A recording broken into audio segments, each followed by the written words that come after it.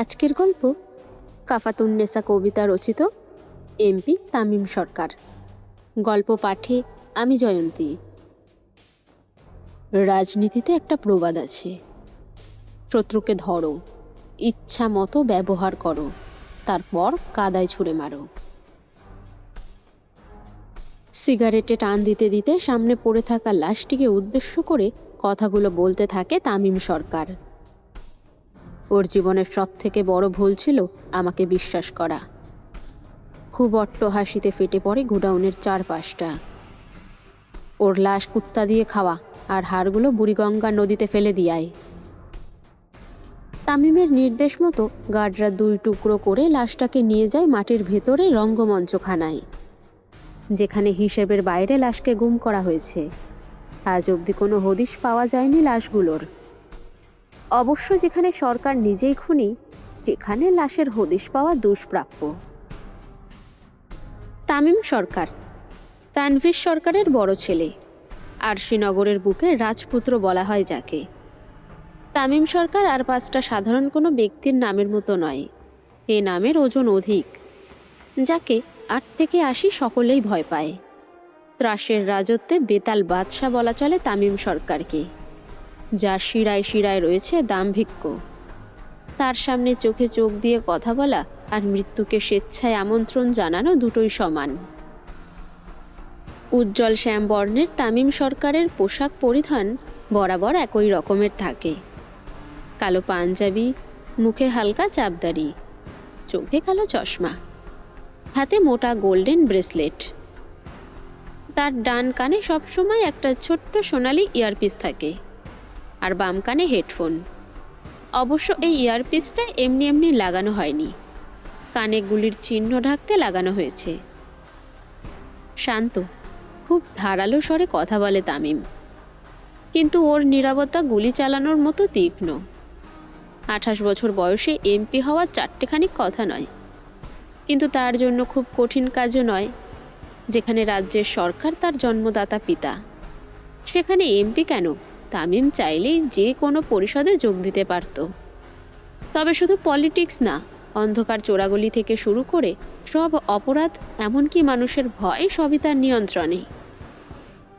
যখন সে রাস্তায় হাঁটে, তখন সড়ক আপনাতেই ফাঁকা হয়ে যায়। শুধু ফাঁকা নয়, রীতিমতো খালি হয়ে যায়। ভুলবশত কেউ তামিমের সামনে পড়লেও নিজেকে আড়াল করার যথাসর্বস্ব চেষ্টা চালিয়ে যায়। তামিমের বেপরোয়া জীবনী, মদের নেশা, খুন খারাপি, সবই যেন নিত্যদিনের জীবনযাপনের মতো হয়ে গেছে। তানভীর সরকারের পাওয়ারের জন্য তামিমকে কিছু বলার মতো সাহস কারও নেই। যেখানে বাবার থেকে সন্তানের রাজত্ব বেশি, সেখানে বাবার আর কি বলার থাকে। দিনের বেলা যুব সাধারণের আইডল হয়ে ঘুরে বেড়ানো তামিম সরকার আর রাতের বেলায় রক্তের নেশায় মেতে থাকা তামিম সরকার ভিন্ন দুইজন মানুষ। আরশিনগরে নির্বাচনের হাওয়া বইছে, শহরের অলিগলি পোস্টারে ভরে গেছে। গত 10 বছরের মতো এবারও তানভীর সরকারের দল ক্ষমতায় থাকতে মরিয়া হয়ে গেছে। তাই এবারও তামিমের এমপি হওয়াটা জরুরি। কারণ এমপি নির্বাচনে যদি তামিম জিতে যায়, তাহলে সংসদে 350টি আসন থেকে বেশি সংখ্যক আসনে জয়ী হওয়ার মাধ্যমে এবারও প্রধানমন্ত্রী তানভীর সরকারই নির্বাচিত হবে। তাই নির্বাচন নিয়ে খুব আলোড়ন সৃষ্টি করে আছে তানভীর সরকারের দল। আর ঠিক এই সময় বিরোধী প্রার্থী সমলান হককে গুলিবিদ্ধ অবস্থায় পাওয়া যায় নিজ অফিসে। শুধু গুলিবিদ্ধ তা নয়, রীতিমতো 2 টুকরো করা। কিন্তু চারপাশে ছড়িয়ে পড়ে তার আত্মহত্যার কথা। 2 টুকরো লাশও কি আত্মহত্যার কাতারে পড়ে? ঘটনাস্থলে প্রথম উপস্থিত হন পুলিশ অফিসার রিয়াজ রেজা। তিনি বুঝে যান এটা নেহাত দুর্ঘটনা নয়, কিন্তু তদন্তে নামতে না নামতেই উপর থেকে চাপ আসে। এটা আত্মহত্যা বলেই ডিক্লেয়ার হবে। সেখানেই ধামাচাপা পড়ে যায় কেসটি। এটা প্রথমবার নয় যখন এইভাবে কেস ধামাচাপা পড়ল। তামিমের সব থেকে তীক্ষ্ণ বুদ্ধির মধ্যে একটি কাজ হলো তার খুনের কোনো প্রমাণ থাকে না।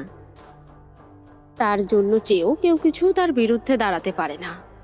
ধীরে ধীরে তামিম এভাবেই আতঙ্কে পরিণত হয় সবার মাঝে। প্রতি রাতে তামিম সরকার ও তার দলবলের লোকেরা মদের নেশায় মেতে ওঠে ক্লাবে। আজও তার ব্যতিক্রম হয়নি। শত্রু আমাকে বিশ্বাস করেছিল, তাই ওকে মাটির নিচে পাঠানো আমার দায়িত্ব। খুব হই উল্লাসে মেতে ওঠে তামিম আর তার দলের ছেলেরা। ভোট মানেই রক্ত, আর সেই রক্তের গন্ধেই আমি মাতোয়ারা। পরদিন সকালবেলা নির্বাচনের প্রচারণা করতে আরশিনগরের প্রতিটি স্কুল এবং কলেজে নিজে উপস্থিত হন তামিম সরকার। আজও তার ব্যতিক্রম হয়নি। বরাবরের মতো সাথে তার পঞ্চপাণ্ডব মাহির, পেটমোটা রফিক, কালা মানিক, টাকলা মফিস আর বোমা সাকিব। আর সাথে খোলা জিপ ভর্তি ছেলে নিয়ে গেছে আরশিনগরের একটি একটি কলেজের কালচারাল প্রোগ্রামে। যুব সাধারণের আইডল হিসেবে প্রায়ই চিফ গেস্ট হয়ে থাকেন তামিম সরকার। ট্রেন যাওয়ার ফলে কিছুক্ষণ দাঁড়াতে হয় তামিমের সব গাড়িগুলোকে। আর ঠিক তখনই ইতিহাস সাক্ষী হয় এক নতুন পাগলামিতে ভরা প্রেম কাহিনীর। নরম আলোয় ঝলমল করছে এক অপূর্ব রূপী রমণী। থেকে থেকে টিস্যু দিয়ে ঘাম মুছতে থাকে সে। মৃদু বাতাস তার অবাধ্য চুলগুলোকে ওড়াতে সক্ষম হলেও গরম কমাতে সক্ষম হলো না। বেশ বিরক্ত নিয়ে ট্রেন যাওয়ার জন্য অপেক্ষা করছে সেই রমণী, আর তাকে চোখের নজরে বন্দি করছে তামিম। তামিম এক পলকে তাকিয়ে আছে সেই রহস্যময় রমণীর দিকে, যেন নজরই সরছে না। ভাই, ভাই, ও ভাই, এভাবে মাহির 3 থেকে 4 বার ডাকে তামিমকে, কিন্তু কোনো লাভ হয় না। তামিম এক নজরে তাকিয়ে থাকে সেই রহস্যময় রমণীর দিকে, আর ঠোঁটে মৃদু হাসি দিয়ে বলে, তার চোখে দেখেছি আমার সর্বনাশ। ক্যাডা আপনার সর্বনাশ করছে ভাই? আমারে কন খালি হাত ভাঙ্গা ভিতরে হান্দাইয়া দিমু। বোমা সাকিবের কথা শুনে তামিমের ধ্যান ভাঙে, আর সে এক পলক তাকায় সাকিবের দিকে। সাথে সাথেই ট্রেনের পথ ক্লিয়ার হয়ে যায়, আর সেই কাঙ্ক্ষিত রমণীটিও হারিয়ে যায় তামিমের নজর থেকে। তালার ভাই, কথা বলার আর জায়গা পেলি না, একটুর জন্য চলে গেল। ক্যাডা চলে গেল ভাই? তোর মরা বাপ। তামিম তার খোলা জিপ থেকে চারপাশে ভালো মতো তাকাতে থাকে, যদি সেই রহস্যময় নারীর দেখা পাওয়া যায়। কিন্তু ভিড়ে হারিয়ে যায় সেই নারী। খুব বিরক্ত নিয়ে বিদ্যালয়ে পৌঁছায় তামিম। তামিম যাওয়া মাত্র তাকে ফুল দিয়ে বরণ করা হয়, আর প্রোগ্রামের দিকে নিয়ে যাওয়া হয়। প্রিন্সিপাল আর তামিম সবার সামনে আসরে বসেন। প্রথমে একটু ভাষণ আর পরে নাচের প্রোগ্রাম শুরু করা হয়। মাঝে মাঝে প্রিন্সিপাল আর তামিমের মধ্যে একটু আধটু কথোপকথনও হয়, কিন্তু কথোপকথনের এক পর্যায়ে কিছু একটা দেখে চোখ আটকে যায় তামিমের। সানগ্লাসটি খুলে এক দৃষ্টিতে তাকিয়ে থাকে স্টেজে দলীয় নৃত্য পরিবেশন করা এক রমণীর দিকে। সকালের দেখা পরম সুন্দরীকে যে সে এই সময় দেখতে পাবে এখানে, তা কল্পনাও করতে পারেনি তামিম। যতক্ষণ যাবৎ নাচ চলেছে ততক্ষণ যাবৎ এক দৃষ্টিতে তাকিয়ে থাকে তামিম। নাচ শেষে তামিমকে স্টেজে ডাকা হয় শিক্ষার্থীদের উদ্দেশ্যে বক্তব্য দেওয়ার জন্য। তামিম স্টেজে ওঠা মাত্র হাততালিতে ফেটে পড়ে চারপাশ। তামিম তার ভাষণ শুরু করে, কিন্তু কথা বলার এক পর্যায়ে তার চোখ পড়ে সকালের সেই রহস্যময় রমণীর দিকে। তামিম ভাষণ না দিয়ে কিছুক্ষণ চুপ হয়ে যায়, আর মাইক নিয়ে সুহাকে উদ্দেশ্য করে বলে, সি গ্রিন পরা শাড়ি, লম্বা চুলওয়ালা মাঝের সারিতে বসে থাকা মেয়েটি স্টেজে আসো। তামিমের কথা শুনে সবাই হা হয়ে সুহার দিকে তাকায়, আর তাকে স্টেজে যাওয়ার জন্য বলতে থাকে। সকলের মধ্যে একটু ভয় কাজ করে, করারই কথা। তামিমকে ভয় পায় না এমন মানুষ আরশিনগরে খুঁজে পাওয়া মুশকিল। চারপাশের সকলে কানাঘোষা শুরু করে দেয় রীতিমতো। সুভার বান্ধবীরাও বলতে থাকে যে সে কি এমন করেছে যে তামিম সরকার একা তাকে স্টেজে ডাকছে। সুভা ভয় যেতে চায় না, জড়ো হয়ে বসে থাকে চেয়ারেই। তামিম কিছুক্ষণ অপেক্ষা করে স্টেজ থেকে নিচে নেমে সুভার দিকে আসতে থাকে। তামিমকে আসতে দেখে শুভা ভয় কান্না শুরু করে দেয়। সকলের মধ্যে থমথমে নীরবতা চলতে থাকে। তামিম এসে সোজা শুভার পাশে দাঁড়ায়। তামিমকে দাঁড়াতে দেখে শুভা ধীরে ধীরে মাথা নিচু করে তামিমের সামনে দাঁড়ায়। শুভা দাঁড়ানোর সাথে সাথে তামিম তার হাত ধরে নিজের সাথে স্টেজে নিয়ে যায়। হঠাৎ শুভার হাত ধরাতে ভয় আত্মা শুকিয়ে যায় শুভার। তামিম ভিড়ের মধ্যে দিয়ে শুভার হাত ধরে নিয়ে যায় আর তার পাশে দাঁড় করিয়ে মাইক হাতে নেয় আর শুভার দিকে ইশারা করে বলে, শি ইজ মাই লেডি। তামিমের কথা শুনে শুভা চোখ বড় বড় করে তামিমের দিকে তাকায়। তামিমও শুভার দিকে তাকায়। আজকের পর থেকে ওর আশেপাশে যদি কোনো ছেলেকে দেখেছি, সে যেন নিজ দায়িত্বে নিজের কাফনের কাপড় কিনে রাখে। প্রোগ্রামে উপস্থিত হওয়া সকল শিক্ষার্থী এবং শিক্ষক শিক্ষিকার ভেতরে আতঙ্ক বাসা বাঁধে। যার ভয়ে আরশিনগরের কেউ কথা বলতে পারে না, তার নজরে শুভার মতো 19 বছর বয়সী একটা কিশোরী মেয়ে কীভাবে পড়ল। তামিম সকলকে থ্রেড দিয়ে সানগ্লাসটি খুলে তাতে ফু দিয়ে আবারও পরে নেয় আর ভদ্রলোকের মতো সেখান থেকে চলে আসে। আর শুভা জড়বস্তুর মতো ওখানেই দাঁড়িয়ে থাকে। তামিম যাওয়ার সময় হঠাৎ মাঝপথে থেমে যায় আর পেছনে ঘুরে শুভার দিকে তাকায়। আই পড়ি, আই লাভ ইউ। তামিমের ছেলেরা সবাই যে যার মতো সিটি বাজাতে থাকে আর তামিমের সাথে উল্লাস করতে করতে যেতে থাকে। আর শুভা ও স্টেজেই দাঁড়িয়ে থাকে। তামিম নিজের খোলা জিপে বসে লুকিং গ্লাস দিয়ে দেখতে থাকে শুভাকে। যতক্ষণ না বিদ্যালয়ের প্রাঙ্গণ ত্যাগ করে তার জিপটি, ততক্ষণ সে এক দৃষ্টি দিয়ে তাকিয়ে থাকে শুভার দিকে। শুভা তখনও স্টেজেই দাঁড়িয়েছিল। পুরো শরীরটা থরথর করে কাঁপছিল তার। চারপাশের হাজারো চাহনি তাকে কুড়ে কুড়ে খাচ্ছে। ভেতরে ভেতরে আতঙ্কের ঢেউ উঠেছে। এমন কেউ যার নাম শুনে পুরো শহর কাঁপে, যার আইন সে নিজে তৈরি করে, সে কিনা সরাসরি তাকে মাই লেডি বলে ঘোষণা দিল। ভয় আর আতঙ্কে শুভা এক চুল পরিমাণও নড়ে না সেখান থেকে। কিছুক্ষণ পর প্রিন্সিপাল সাহেব একজন লেডি শিক্ষক দিয়ে তাড়াতাড়ি এসে তাকে নামিয়ে আনেন। সহপাঠী এবং শিক্ষকেরা কেউ কিছু বলতে সাহস করে না, শুধু চোখে চোখে সব প্রশ্ন করে। শুভা নির্বাক, কিছু না বলে কাঁদতে কাঁদতে বেরিয়ে আসে কলেজ থেকে।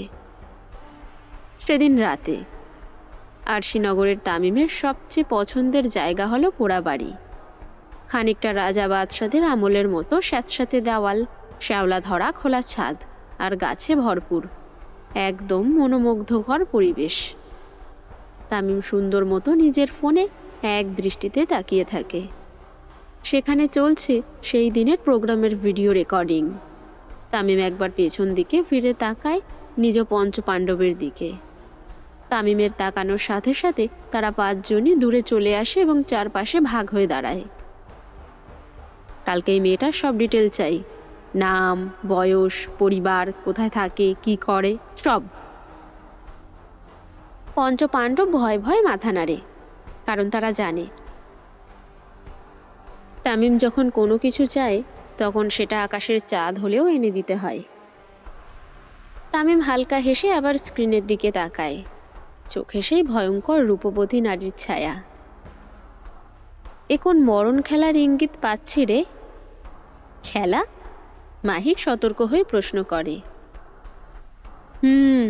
দিলের খেলা, মহব্বতের খেলা। তামিম তার কালো চশমা খুলে ফু দিয়ে আবারও পড়ে ফেলে। এই ফাঁদে পড়লে হয়ে যাবে আমার সর্বনাশ। কালামানিক একটু ভাব নিয়ে বলে, ভাই, আপনার জন্য তো কেউ ফাঁদ খুঁড়ে শান্তি পাবে না।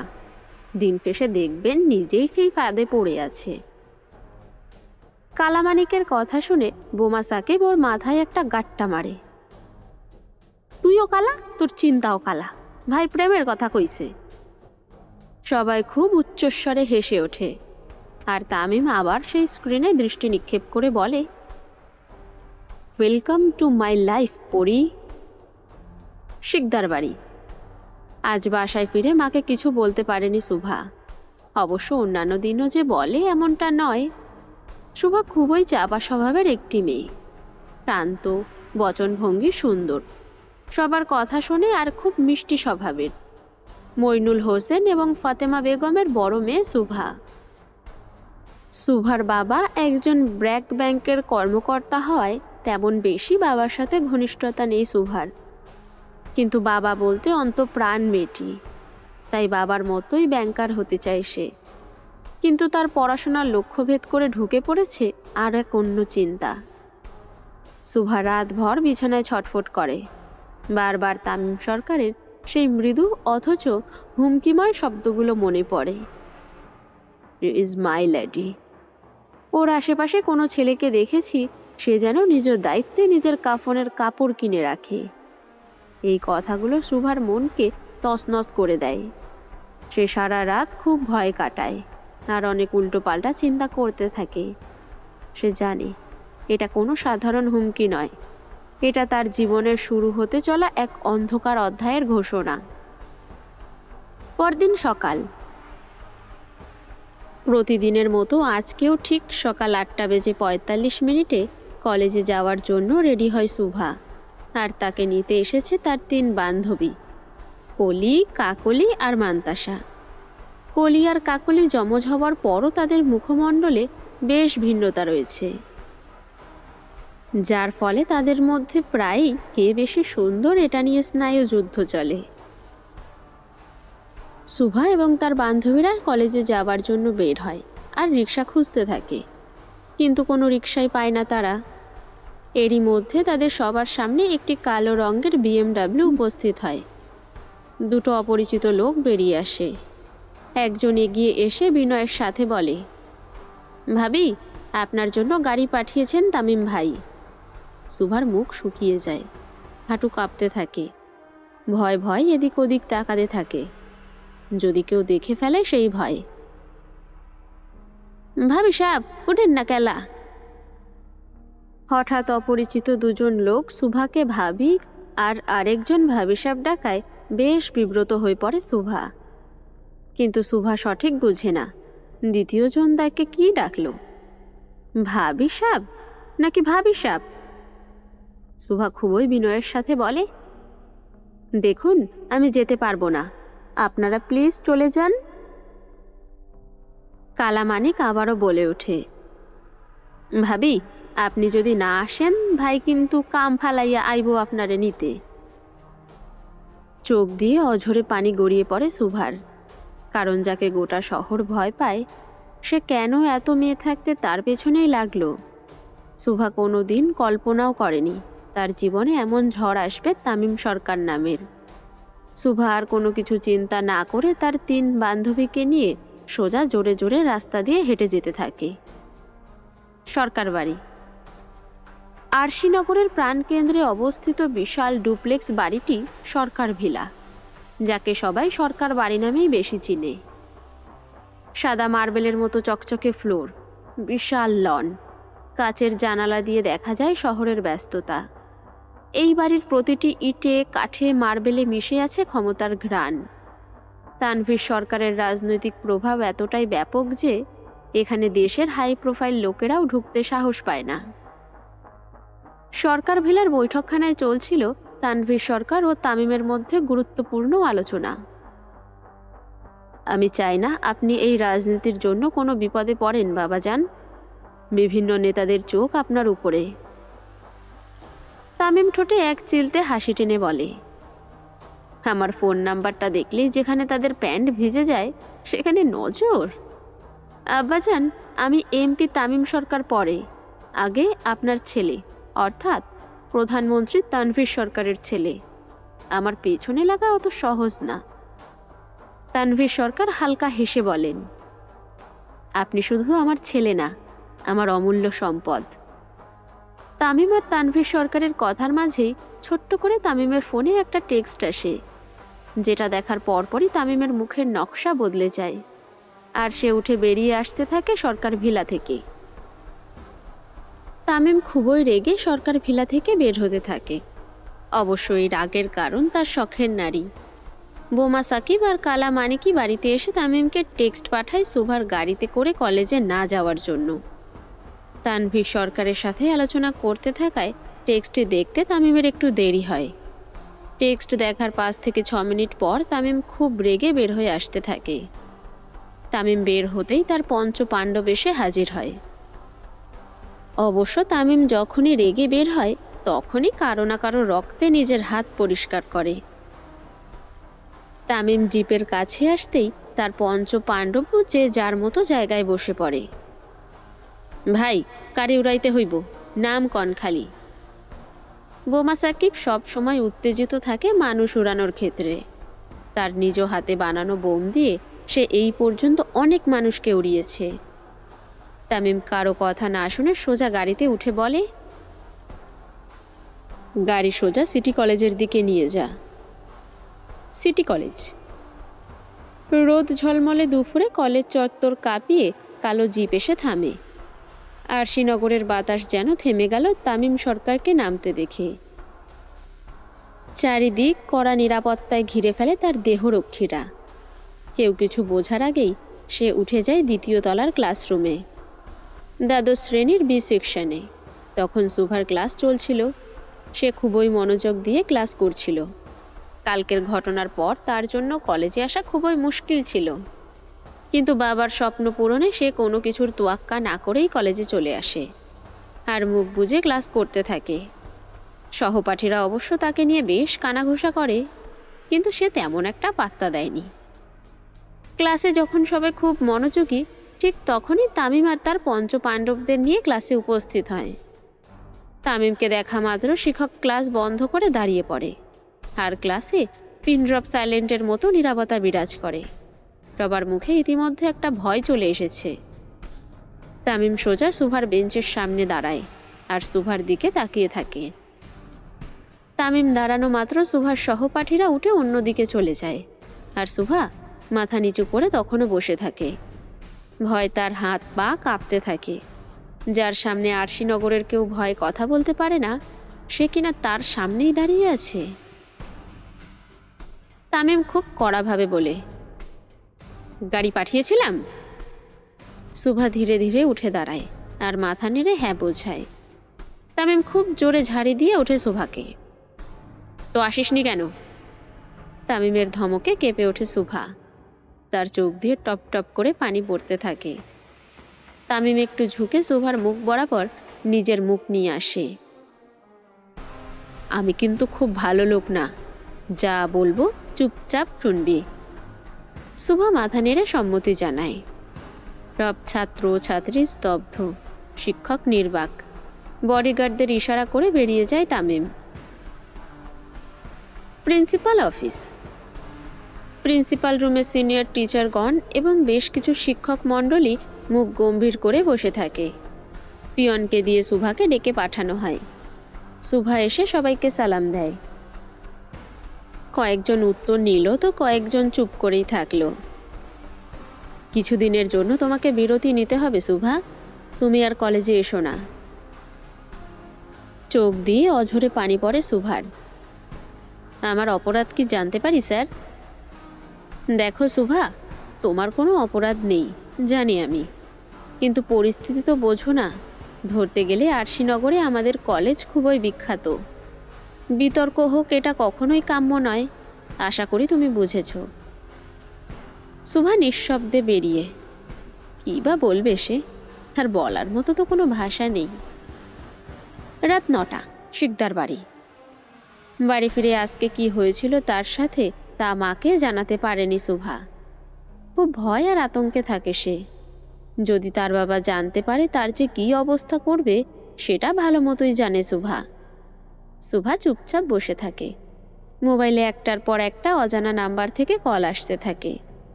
সবগুলো কল কেটে দেয়, কারণ সে জানে এগুলো কার কল। সুভা ফোন অফ করে চুপচাপ পড়াতে মনোযোগ দেয়। এমন সময় দরজায় কলিং বেল বেজে ওঠে। 2 থেকে 3 বার বাজার পরও যখন কেউ দরজা খোলে না, সুভা নিজেই নিচে নেমে আসে। হয়তো মা কোনো কাজে ব্যস্ত, তাই শুনতে পায়নি। সুভা দরজা খুলতেই দেখে একটি খাম রাখা। খামের ভেতরে একটি ছোট সাদা কাফনের কাপড় আর একটা ছোট নোট। আর একবার ফোন রিসিভ না হলে এটা কিছুক্ষণের মধ্যে দরকার হবে তোর। সুভা থরথর করে কাঁপতে থাকে আর দরজা বন্ধ করে সোজা নিজের রুমে চলে যায় আর ফোন অন করে। সাথে সাথে কল আসে তামিমের। সুভা কাঁপা কাঁপা হাতে ফোনটা রিসিভ করে। কে? ফোনের ওপাশ থেকে খুব গম্ভীর একটা কণ্ঠ ভেসে আসে। আমি ছাড়া আর কেউ কল দেয় তোকে? সুভা তামিমের গলা শুনে শুকনো ঢোক গিলে। কিরে, কথা বল। সুভা আধ ভাঙা গলায় জবাব দেয়, না। যদি সঠিক সময় কল রিসিভ না হয় তো আমার থেকে কেউ খারাপ হবে না। সুভা শুধু জি আচ্ছা বলে। কালকে লাল ড্রেস পরবি, না হলে যেই ড্রেস পরবি সেটাই তোর রক্ত দিয়ে লাল করব। তামিমের কথা শুনে খুব ভয় পেয়ে যায় সুভা, আর তামিম ফোন কেটে দেয়। কিন্তু লাল ড্রেস পরে সুভা যাবেটা কোথায়? তাকে তো কলেজে যেতে না করেছে প্রিন্সিপাল। সুভার সাথে কথা বলে তামিম মৃদু হাসি দেয়। নিজের অজান্তেই কিভাবে যে বয়সে 9 বছরের ছোট একটি মেয়ের জন্য পাগলামি শুরু করলো তামিম সেটা নিজেও বুঝতে পারে না। তামিমের চিন্তার মাঝেই তার দরজায় নক পড়ে। কালামানিক ভয়ে ভয়ে এসে জানায় তারা খুব আর্জেন্ট কথা বলতে চায় তার সাথে। তামিমও নিচে আসে। তামিমকে নিচে আসতে দেখে বাকি 4 জন একটু ভয় ভয় থাকে, আর একজন আরেকজনকে ধাক্কাধাক্কি করতে থাকে কিভাবে বলবে। কি বলবি জলদি বল। ভাই আসলে আমরা হক গলে একটু আগে জানবার পারছি খবরটা। কিসের খবর? ভাই, মেয়েদের মতো হেয়ালি না করে বল। ভাই, ভাবি সাপড়ে কলেজ থেকে বের করে দিছে ওই প্রিন্সিপাল। সুভাকে বের করে দেওয়ার কথা শোনা মাত্র তামিমের চোয়াল শক্ত হয়ে আসে। সাকিব ভাই, যেই কলেজে আমার শখের নারীকে বের করে দিয়েছে সেই কলেজ যেন টিকে না থাকে। আমি এখনই বোম মারতাছি ভাই। সাকিব তাড়াতাড়ি করে বের হয়ে যায় কলেজের উদ্দেশ্যে। মানিক। জি ভাই। প্রিন্সিপাল আর যারা ছিল তাদের নিয়ে আয়। ওকে ভাই। কালা মানিকও বেরিয়ে পড়ে সুভার শিক্ষকদের আনতে, আর তামিম চোয়াল শক্ত করে দাঁড়িয়ে থাকে। এত বড় কলিজা কার সে দেখবে আজকে। তামিমের চোখের রং রাগের রক্তিম বর্ণ ধারণ করে। কেউ তার শখের রমণীকে অসম্মান করেছে মানে তাকে অসম্মান করেছে।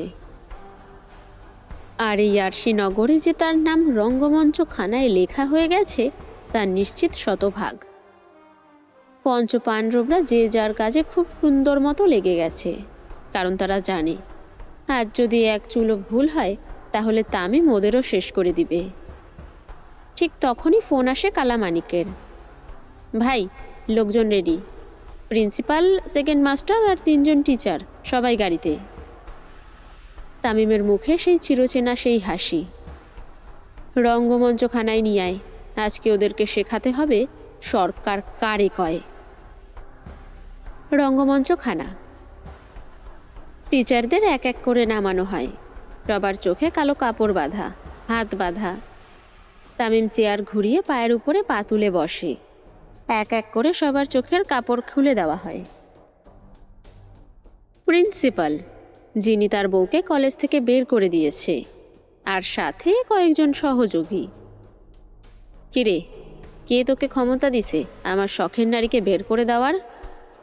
প্রিন্সিপাল কাঁপতে কাঁপতে বলে। স্যার, মাফ করবেন, আমরা জানতাম না ও আপনার পছন্দের। তামিম মৃদু হাসে। আমার শখের নারীকে না চেনার অপরাধ পুরো আরশিনগর দেখবে এবার। তামিমের কথা শুনে সকল শিক্ষক ভয়ে কাঁপতে থাকে আর কান্নায় ভেঙে পড়ে। কিন্তু তাতেও মন গলেনি তামিমের। তারপর ইশারা করে সাকিবকে, শিক্ষা দিয়ে এদের।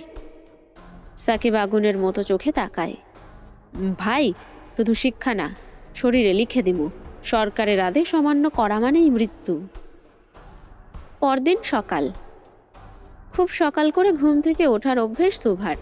আজও তার ব্যতিক্রম নয়, কিন্তু আজকের সকালটা কেমন যেন বিষাদময়। না চারপাশের আওয়াজ কানে আসছে আর না কোনো কোলাহল। কেমন যেন নিঃস্ব লাগছে সব কিছু। সকালে চারপাশ কেমন যেন অস্বাভাবিক শান্ত, কিন্তু এমন তো হয় না সচরাচর। শোভা একটুর জন্য বারান্দায় যায়, যে দেখে পুরো রাস্তা ফাঁকা। হয়তো সে আজকে খুব তাড়াতাড়ি উঠেছে। শোভা ফ্রেশ হয়ে নিচে আসে, মা রান্নাঘরে, আর শোভার বাবা টিভিতে কিছু একটা দেখছে। একটাই খবর, আরশিনগরের নামকরা কলেজে আগুন, 3 জন শিক্ষক গুরুতর আহত, প্রিন্সিপাল নিখোঁজ। নিউজটা শোনা মাত্র শোভার পা ঠান্ডা হয়ে যায়, ভয় তার চোখে পানি চলে আসে। ঠিক তখনই শোভার বাবা তাকে পিছনে দাঁড়িয়ে থাকতে দেখে।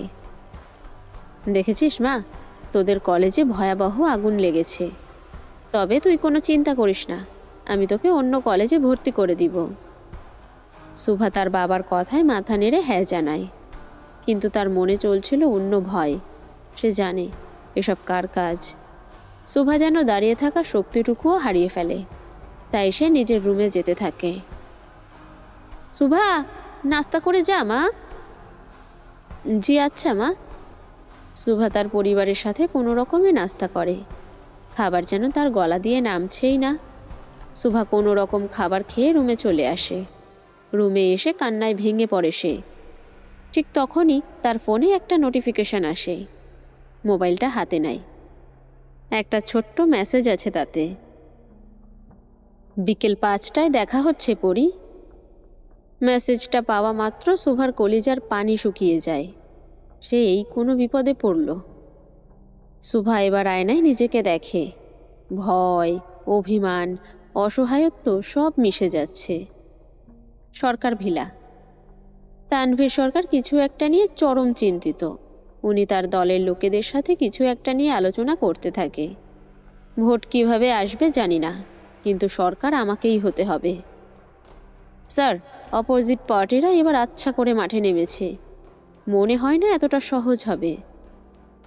ঠিক তখনই উপর থেকে গম্ভীর কণ্ঠ ভেসে আসে, না বলে কোনো শব্দ আমার ডিকশনারিতে নাই নেতা।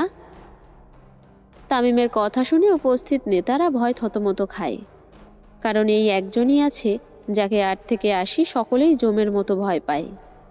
তামিম সিঁড়ি দিয়ে নামতে থাকে, আর নেতারা সাথে সাথে দাঁড়িয়ে যায়। নির্বাচন হোক কিংবা না হোক, প্রধানমন্ত্রী আমার আব্বাজানি হবে। আর যদি না হয়, নিজেদের কবর কোথায় খুঁড়তে হবে সেই জায়গাও ঠিক করে নিও। তামিমের কথায় সকল নেতারা শুকনো ঢোক গিলে। স্যার, আপনি কোনো চিন্তা করবেন না, আমরা আছি তো। এসব বিষয় নিয়ে চিন্তা করে না তামিম। আরশিনগরের বাতাসে বাতাসে নির্বাচনের হাওয়া প্রবাহিত হওয়ার সাথে সাথে এখন তামিম সরকারের প্রেমের হাওয়াটাও খুব জোরেই বইছে। কিন্তু সকলের আফসোসের বিষয় হলো, তামিম সরকারের মতো নির্দয় লোকের পাল্লায় পড়লটা কে? এতটা হতভাগা কে আছে এই আরশিনগরে? সরকার বাড়ি। নেতাদের সাথে তানভীর সরকারের কথোপকথনের মাঝেই তামিম সরকার নিচে নেমে আসে, আর তাকে নামতে দেখে উপস্থিত নেতাদের ঘাম ছুটতে থাকে। আপনারা বসুন। তানভীর সরকারের কথা মতো সবাই বসে, কিন্তু মনে ভয় রয়েই গেছে। তামিম আসবে আর কিছু করবে না, এটা ভাবা মূর্খতা। আব্বাজান, চোখটা 2 মিনিটের জন্য বন্ধ করেন। তামিমের কথা মতো তানভীর সরকার চোখ বন্ধ করে নেয়, কারণ তিনি ভালো মতোই জানেন এখন এখানে কি হতে যাচ্ছে। চোখের সাথে সাথে যদি কানটাও বন্ধ করতে পারতেন, তাহলে হয়তো তানভীর সরকার একটু স্বস্তি পেতেন। কিছুক্ষণ পর তানভীর সরকার চোখ খুলে, আর বড় বড় চোখ মেলে তাকায় সামনে চাপাতি হাতে দাঁড়িয়ে থাকা রক্ত চুপসে পড়া তামিমের দিকে। তামিমের পুরো শরীর তাজা রক্তে ভরা। পরক্ষণেই তানভীর সরকারের কানে গোঙানোর আওয়াজ আসে। তিনি নিচে তাকায়, আর শুকনো ঢোক গিলে। খালেদা রশিদ নিজের কাটা গলা নিয়ে এখনও নিচে চাতক পাখির মতো গোঙাচ্ছে। একটু যদি বেঁচে থাকতে পারে সে। তামিম তার হাতে থাকা সিগারেটটি শেষ করে এক কোপে খালেদা রশিদের মাথা আলাদা করে দেয়। বাকি নেতারা ভয় থরথর করে কাঁপতে থাকে। তামিম তাদের সামনে এসে দাঁড়ায়, তামিম দাঁড়ানো মাত্র কয়েকজনের প্যান্ট ভিজে যায়। আমার আব্বা হইতাছে আমার জান। যেই মাথা দিয়ে আমার আব্বাজানকে মারার পরিকল্পনা করছিল, সেই মাথা আলাদা হওয়া দরকার ছিল। নেতারা তামিমের কথা শুনে নিচে পড়ে থাকা বাকি 7 জন নেতার মর্মান্তিক মৃত্যুর দৃশ্য দেখে শুকনো ঢোক গিলল। আমার আব্বার দিকে যেই চোখ তুইলা তাকাইব, তার চোখ খুলে আমি মার্বেল খেলব।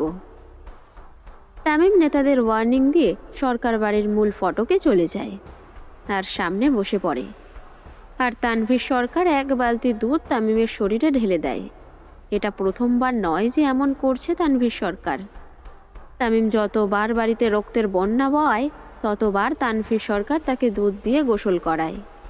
এরপর তামিম সোজা চলে যায় তার রুমে, আর তানভীর সরকার অন্দরমহলে। আয়ুব! জি কর্তা। লাশগুলোকে সরা আর বাড়িটা পরিষ্কার কর। আমার তামিম নিচে নামতে নামতে যেন সব পরিষ্কার হয়ে যায়। আজ্ঞে কর্তা। বিকেলবেলা তানভীর সরকার আর অন্যান্য নেতারা সরকার বাড়িতে নির্বাচন নিয়ে আলোচনায় ব্যস্ত। সকালে তামিমের করা কাণ্ডে এখনও সবার চোখে মুখে ভয় লেগে আছে। ঠিক তখনই তামিমের রুমের দরজা লক খোলার শব্দ হয়। খুব সুন্দর করে রেডি হয়ে নিচে নেমে আসে তামিম। তামিম বরাবরই একই রকমের স্টাইল ফলো করে। হয় পাঞ্জাবি, না হয় 8-শার্ট কালো শার্ট আর স্লিম ফিট প্যান্ট, যেন প্রতিটি সেলাইয়ে গাঁথায় আছে দাপটের ঘোষণা। এক হাতে ফোন, অন্য হাত পকেটে, চোখে কঠোরতা আর মুখে দুর্নিবার দাপট, হাতে মোটা স্বর্ণের ব্রেসলেট আর চোখে চিরচেনা সেই কালো সানগ্লাস। তামিমকে নামতে দেখে চারপাশের মানুষগুলো নিঃশব্দে সরে দাঁড়ায়, যেন হাওয়া থেমে যায় তার এক পা ফেলার শব্দে। তামিম নামতে নামতে বলে, ক্ষমতা মানে চেয়ারে বসে থাকা না, ক্ষমতা মানে আমি হাঁটলে রাজপথ নিজে থেকে ফাঁকা হয়ে যাওয়া। কথাটি বলতে বলতে তামিম চলে যায়, আর নেতারা ওভাবেই তার যাওয়ার দিকে তাকিয়ে থাকে। সারা সকাল দুপুর খুব ভয় কাটে সুভার। এখন কিভাবে সে বাড়ি থেকে বের হবে? কারণ সুভা সচরাচর বাড়ি থেকে বের হয় না কলেজ ছাড়া। আর কিভাবেই বা তামিম সরকারের মুখোমুখি হবে, এটা ভেবেই সুভার কপালে চিন্তার ভাঁজ পড়ে। আর শ্রীনগরে বড় হওয়ার পাশাপাশি তামিম সরকারের ভয় তার মনেও ছিল। যাকে পুরো শহরের মানুষ জমের মতো ভয় পায়, তার সাথে কিভাবে দেখা করবে সে? আর কিভাবেই বা তার মুখোমুখি হবে? সুভার চিন্তার মাঝে গাড়ির হর্নের আওয়াজ তার কানে আসে। সে সাথে সাথে ব্যালকনিতে গিয়ে দাঁড়ায়। নিচে তাকানো মাত্র তার ভয় আরও বেড়ে যায়। তামিমের 2 জন লোক গাড়ি নিয়ে দাঁড়িয়ে আছে তাকে নেওয়ার জন্য। কিন্তু সুভা কিভাবে তার মাকে বলে বের হবে, এটাই খুঁজে পায় না। সুভার চিন্তার মাঝেই তার মা তাকে ডাকতে ডাকতে উপরে আসে। মাকে উপরে আসতে দেখে সুভার ভয় আরও বেড়ে যায়। তাহলে কি সব জেনে গেল তার মা? সুভা! জি মা। তোর বান্ধবী কাকলি এসেছে তোকে নিতে। তোদের কোচিংয়ে যে বিকেলে টেস্ট পরীক্ষা আছে, বলিসনি তো? মায়ের কথা শুনে বেশ হতভম্ব হয়ে যায় সুভা। তার জানা মতে এমন কিছুই তো আজকে নেই। তাহলে কিরে, যাবি তো নাকি? জি আম্মু। সুভা তার মায়ের সাথে নিচে নেমে আসে। সুভা আসার সাথে সাথে কাকলি তার হাত ধরে নিয়ে যায়। আন্টি, আসি তাহলে আমরা? আচ্ছা মা, সাবধানে যেও তোমরা। কাকলি সুভাকে নিয়ে বাড়ির বাইরে বের হয়। সুভা, তামিম স্যার তোকে নিয়ে যেতে বলেছে, তুই যা, আমি আসছি। কাকলির কথা শুনে সুভার ভয় আরও বেড়ে যায়। তার মানে এসব তামিমের কারসাজি। সুভা বের হওয়ার সাথে সাথে তামিমের লোক গাড়ির দরজা খুলে দেয়। ভাবি সাহেব, এত লেট কেলা? ভাই অনেকক্ষণ ধরে অপেক্ষা করতেছে কইলাম। সুভা কোনো কথা বলে না। এদিক ওদিক ভালো মতো দেখে তাড়াতাড়ি উঠে পড়ে, আর মনে মনে অনেক দোয়া পড়তে থাকে যেন তামিমের সাথে তার দেখা না হয়। গাড়ি তার গতি যত দূর বাড়াচ্ছিল, সুভার হৃদস্পন্দন তত বেড়ে যাচ্ছিল। বেশ অনেকটা পথ যাওয়ার পর গাড়ি আরশিনগরের জঙ্গলে পোড়াবাড়ির সামনে থামে। সুভার গাড়ি থামার সঙ্গে সঙ্গে একজন লোক এসে তার গাড়ির দরজা খুলে দেয়। সুভা ভয় ভয় নেমে পড়ে। নেমে দেখে বেশ অনেকজন লোক মাথা নিচু করে দাঁড়িয়ে আছে। সুভাকে একজন পথ দেখিয়ে তার সাথে যাওয়ার জন্য বলে। সুভা সেই লোককে অনুসরণ করে সামনে এগোতে থাকে। তামিম পিছনে হাত দিয়ে উল্টো দিকে ফিরে তাকিয়ে আছে। ভাই, ভাবি সবাইছে। তামিম হাতের ইশারা দিয়ে সবাইকে চলে যেতে বলে, আর সুভা মাথা নিচু করেই দাঁড়িয়ে থাকে। তামিম পিছনে ফিরে তাকায় সুভার দিকে। লাল সিম্পল মিরের ড্রেসে আকাশ থেকে নেমে আসা পরি লাগছিল সুভাকে। সুভাকে দেখা মাত্র তামিমের মুখের নকশা পরিবর্তন হয়ে ফিল্মের রোমান্টিক হিরোদের মতো হয়ে যায়। সে ধীরে ধীরে সুভার দিকে আসতে থাকে। তামিমের প্রতিটি কদমে যেন সুভার হৃদস্পন্দন বেড়ে যায়। সে ভয়ে ঘামতে থাকে, শুকনো ঢোক গিলতে থাকে। তামিম সুভার খুব কাছে এসে দাঁড়ায়। সুভা ভয় নিজের জামা খামচে ধরে। সুভা তামিমের থেকে বেশ খাটো হওয়ায় তামিম একটু ঝুঁকে সুভার ডান গালে চুমু খায়। তামিমের এমন কাণ্ডে সুভার চোখ বড় বড় হয়ে যায়। আসতে অসুবিধা হয়নি তো? সুভা মাথা নেড়ে হ্যাঁ বোঝায়। দেখো, আমি ভালো মানুষ না, যা বলবো অক্ষরে অক্ষরে পালন করবা, না হলে আমার হাতেই তোমার জানাজা উঠবে। তামিমের কথা শুনে সুভার ভয় আরো বেড়ে যায়। সে শুধু তামিমের কথায় মাথা নেড়ে হ্যাঁ সম্মতি জানায়। নিজ থেকে মুখ ফুটে একটা কথাও বলে না। এখন বাড়ি যাও। এই মাহির, তোর ভাবিকে বাড়ি দিয়ে আয়। মাহির এসে খুব সম্মানের সাথে সুভাকে সাথে নিয়ে যায়। সুভা যতক্ষণ না যায় তামিম এক দৃষ্টিতেই তাকিয়ে থাকে। তোমার চোখে দেখলাম আমার সর্বনাশ। তামিম সানগ্লাসটা খুলে ফু দিয়ে আবারও পরে ফেলে, আর সিগারেট টানতে টানতে রঙ্গমঞ্চখানার দিকে যায়। সারা রাস্তা সুভা নিজের গালে হাত দিয়ে রাখে। তামিম যে হঠাৎ তাকে চুমু খাবে এইটা সে কল্পনাও করতে পারেনি। সুভা বাড়ি ফেরার সাথে সাথে তার মা জিজ্ঞাসা করে পরীক্ষা কেমন হলো, আর এত তাড়াতাড়ি কিভাবে শেষ হলো। সুভা কোনো রকম বাহানা করে নিজের রুমে চলে আসে আর দরজা বন্ধ করে দেয়। দরজা বন্ধ করে খুব জোরে জোরে সুভা কান্না করতে থাকে। বারবার তামিমের বলা কথাগুলো তার মনে পড়ে যাচ্ছিল। সে যদি তামিমের কথা না শোনে তাহলে তার মৃত্যু নিশ্চিত, এটা তো সুভা বুঝেই গেছিল। অবশ্য তামিমের ভয়াবহতার কথা সুভা এর আগেও শুনেছে। যাকে সবাই ভয় পায় সেই পড়ল সুভার গলায়। সুভা নিজের নিয়তির কথা ভেবে খুবই ভেঙে পড়ে। সুভার কান্নার মাঝেই তার ফোনে ভিডিও কল আসে তামিমের। তামিমের ছবি ভেসে ওঠার সাথে সাথে সুভার কান্না আরও বেড়ে যায়। এইভাবে 2 বার কল ধরে না সুভা। ঠিক তখনই তার ফোনে মেসেজ আসে, আমায় খারাপ হতে বাধ্য করো না, ইউ কান্ট হ্যান্ডেল মি। তামিমের টেক্সট পাওয়ার সাথে সাথে সুভা তাকে কল ব্যাক করে আর ভয় ভয় তাকায় তার দিকে। তামিম কিছু না বলে কিছুক্ষণ সুভার দিকেই তাকিয়ে থাকে, তারপর ফোন কেটে দেয়। আর সুভাও স্বস্তির নিঃশ্বাস ফেলে। কিন্তু পরক্ষণেই আবার তার ফোনে টেক্সট আসে, সি ইউ টু নাইট। টেক্সটটা দেখা মাত্র সুভার আতঙ্ক আরও বেড়ে যায়। মানে তামিম আসবে রাতে তার সাথে দেখা করতে? সুভা কি করবে কিছুই বুঝতে পারে না। একদিকে তামিমের ভয়, আরেকদিকে তার পরিবারের। কোথায় যাবে সে? সরকার বাড়ি। ইলেকশনের প্রচারণা শেষে তানভীর সরকার বেশ ফুরফুরে মেজাজ নিয়ে ছোট বড় সকল নেতাদেরকে নিয়ে সবেমাত্র খেতে বসেছিল সরকার বাড়ির বিশাল ডাইনিংয়ে। আর তাদের খাবার পরিবেশন করছেন সরকার বাড়ির কর্ত্রী আয়েশা সরকার। নরম স্বভাবের আয়েশা সরকার ছেলে বলতেই অজ্ঞান। ছেলের সম্পর্কে কেউ বিন্দু পরিমাণের কটু কথা বললেও তার চোখের বিষ হয়ে যায় সে। ইলেকশনের প্রায় প্রতি রাতেই আয়েশা সরকার নিজের হাতে রান্না করে নেতাদেরকে খাওয়ান। এখন এটি একটি পরম্পরায় পরিণত হয়েছে বলা চলে। গিন্নি, আপনার ছেলে কি ফিরেছে? আয়েশা সরকার মুচকি হেসে বললেন, কর্তা, আপনার ছেলে কি কখনো আপনার আগে ফিরেছে? তানভীর সরকার একটি দীর্ঘ নিঃশ্বাস ফেলে খাওয়াতে মনোযোগী হন। তামিম যে কখন ফিরবে এটা একমাত্র তামিমই জানে। শত চেষ্টা করেও তামিমকে ঘরে আটকে রাখতে পারেনি তারা। খাওয়া দাওয়ার মাঝেই তামিমের জিপ আসার শব্দ ভেসে আসে। তানভীর সরকার সদর দরজার বাইরে তাকিয়ে থাকেন। ছেলে যেহেতু এসেছে তাহলে একসাথেই খাবেন বলে, কিন্তু তামিমকে দেখে তার চিন্তার অবনতি ঘটে। সরকার বাড়ির মূল ফটক হতে তামিম সরকার আসছে।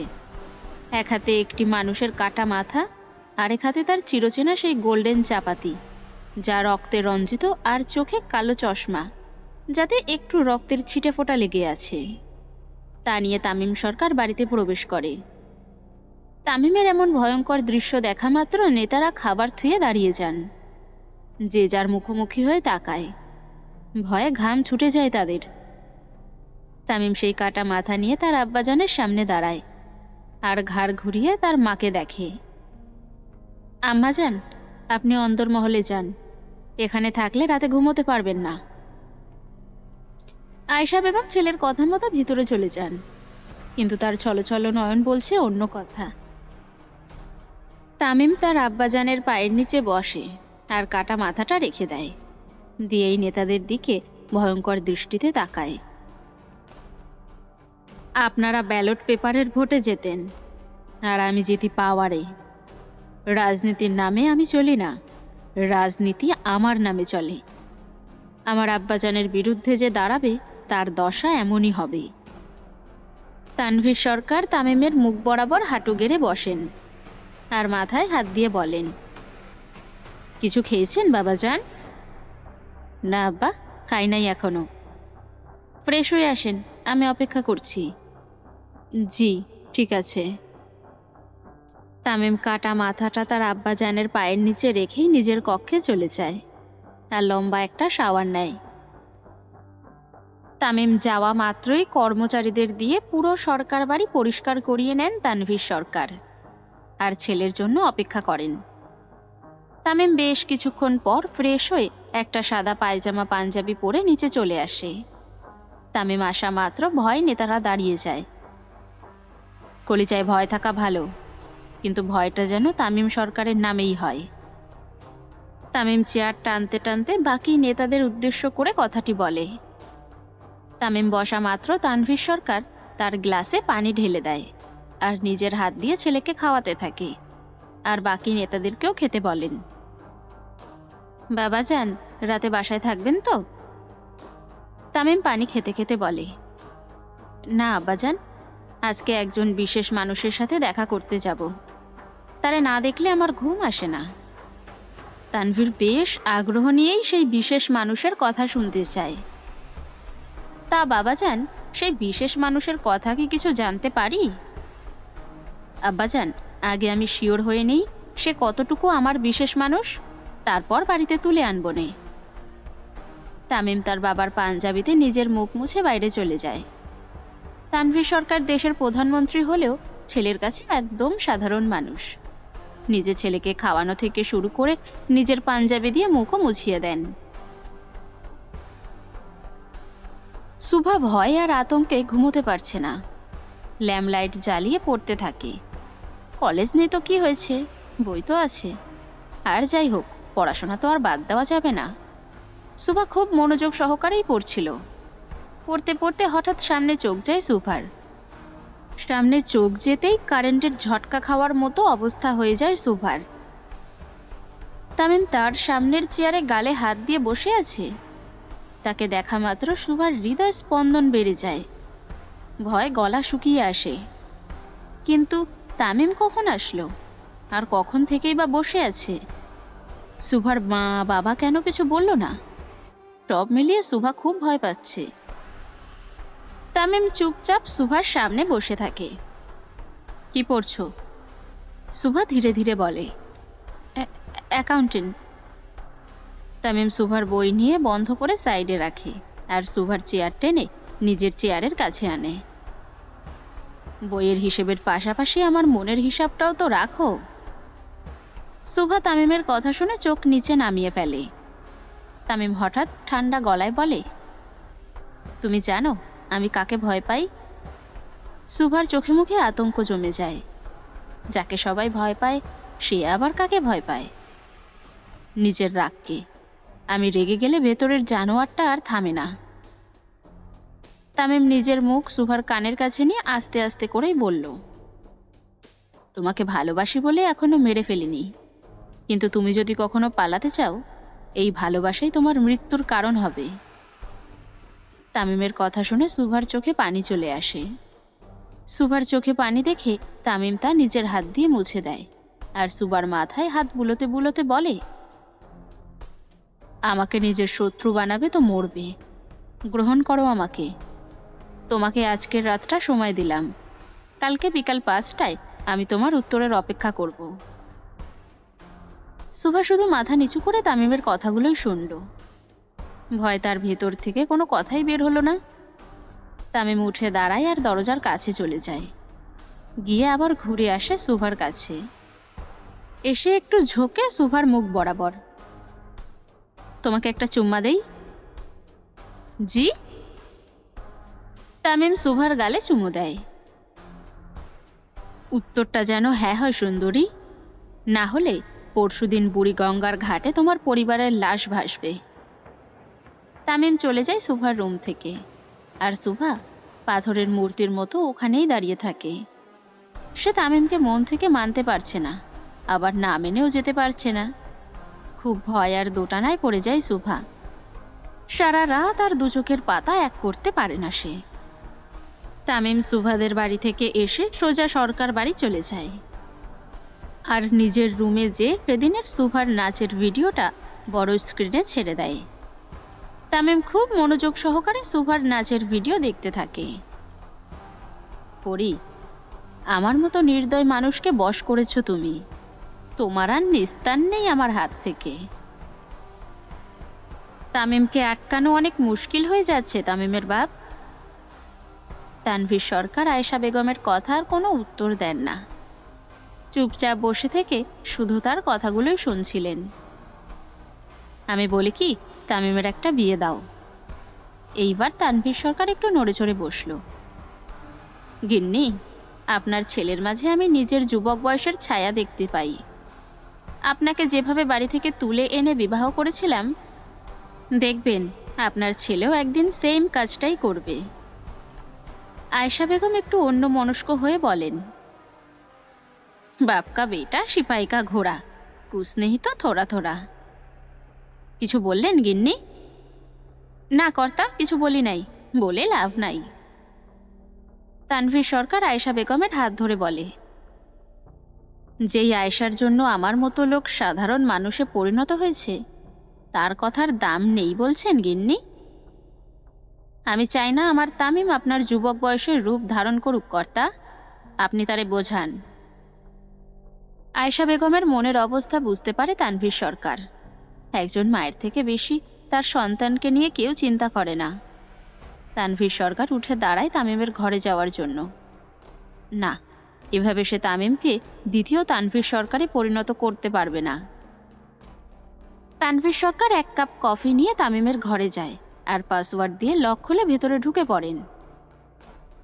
তামিম তখনও এক দৃষ্টিতে স্ক্রিনে সুভার সেদিনের নাচের ভিডিও দেখছিল। এ এলো কে গেল, কোনো হেলদোল নেই তার। তানভীর সরকার কফিটা টি টেবিলে রেখে তামিমের পাশে বসেন আর তার মাথায় হাত দেন। হঠাৎ মাথায় হাত পড়াতে তামিমের ধ্যান ভাঙে। সে টিভি অফ করে তানভীর সরকারের কোলে মাথা দিয়ে শুয়ে পড়ে। তানভীর সরকারও বেশ কিছুক্ষণ ছেলের মাথায় হাত বুলোতে থাকেন। বাবাজান, একটা কথা বলি আপনাকে। তামিম বাবার কোলে মুখ গুজে বলেন, আমাকে কিছু বলার জন্য আপনার কি পারমিশনের দরকার আছে আব্বাজান? তানভীর সরকার মুচকি হেসে ছেলের কপালে চুমু খায়। আপনি জানেন আমি এই দুনিয়াতে কাকে সবচেয়ে বেশি ভালোবাসি? জি আব্বাজান, আমার আম্মাকে। আপনাকেও। তামিম চোখ খুলে তার আব্বাজানের দিকে তাকায়। বাবাজান, আপনি ছাড়া কেউ নেই আমাদের, আমার কলিজার ধন। আপনার কিছু হয়ে গেলে আমি আর আপনার আম্মা পাগল হয়ে যাব। তামিম উঠে তার আব্বাজানের সামনে বসে আর তানভীর সরকারের হাত ধরে বলে, আব্বাজান, ধরেন আপনার চোখ দুইটা অন্ধ হয়ে গেল, আপনি কি কিছু দেখতে পারবেন? আপনার কি আর বাঁচতে মন চাইবে? তানভীর তামিমের কথার অর্থ বুঝতে না পেরে শুধু তাকিয়ে থাকেন তার দিকে। আব্বাজান, আপনি হইলেন আমার সেই চোখ। চোখ ছাড়া মানুষ কেমনে বাঁচে বলেন? আপনাকে যারা মারার পরিকল্পনা করবে তাদের মরাটা ফরজ হয়ে যায় আব্বা। বাবা, কার মরা কখন ফরজ সেটা মহান আল্লাহ ঠিক করবে। আমরা সাধারণ মানুষ, সৃষ্টির সেরা জীব, কিন্তু মাঝে মাঝে আমাদের দ্বারাই অন্য জীবের ক্ষতি হয়। সেই জন্যই আপনার ক্ষতি করা সব লোককে আমি পরপারে পাঠাই আব্বা। তানভীর সরকার বুঝতে পারে তার ছেলে তার মতোই হয়ে গেছে।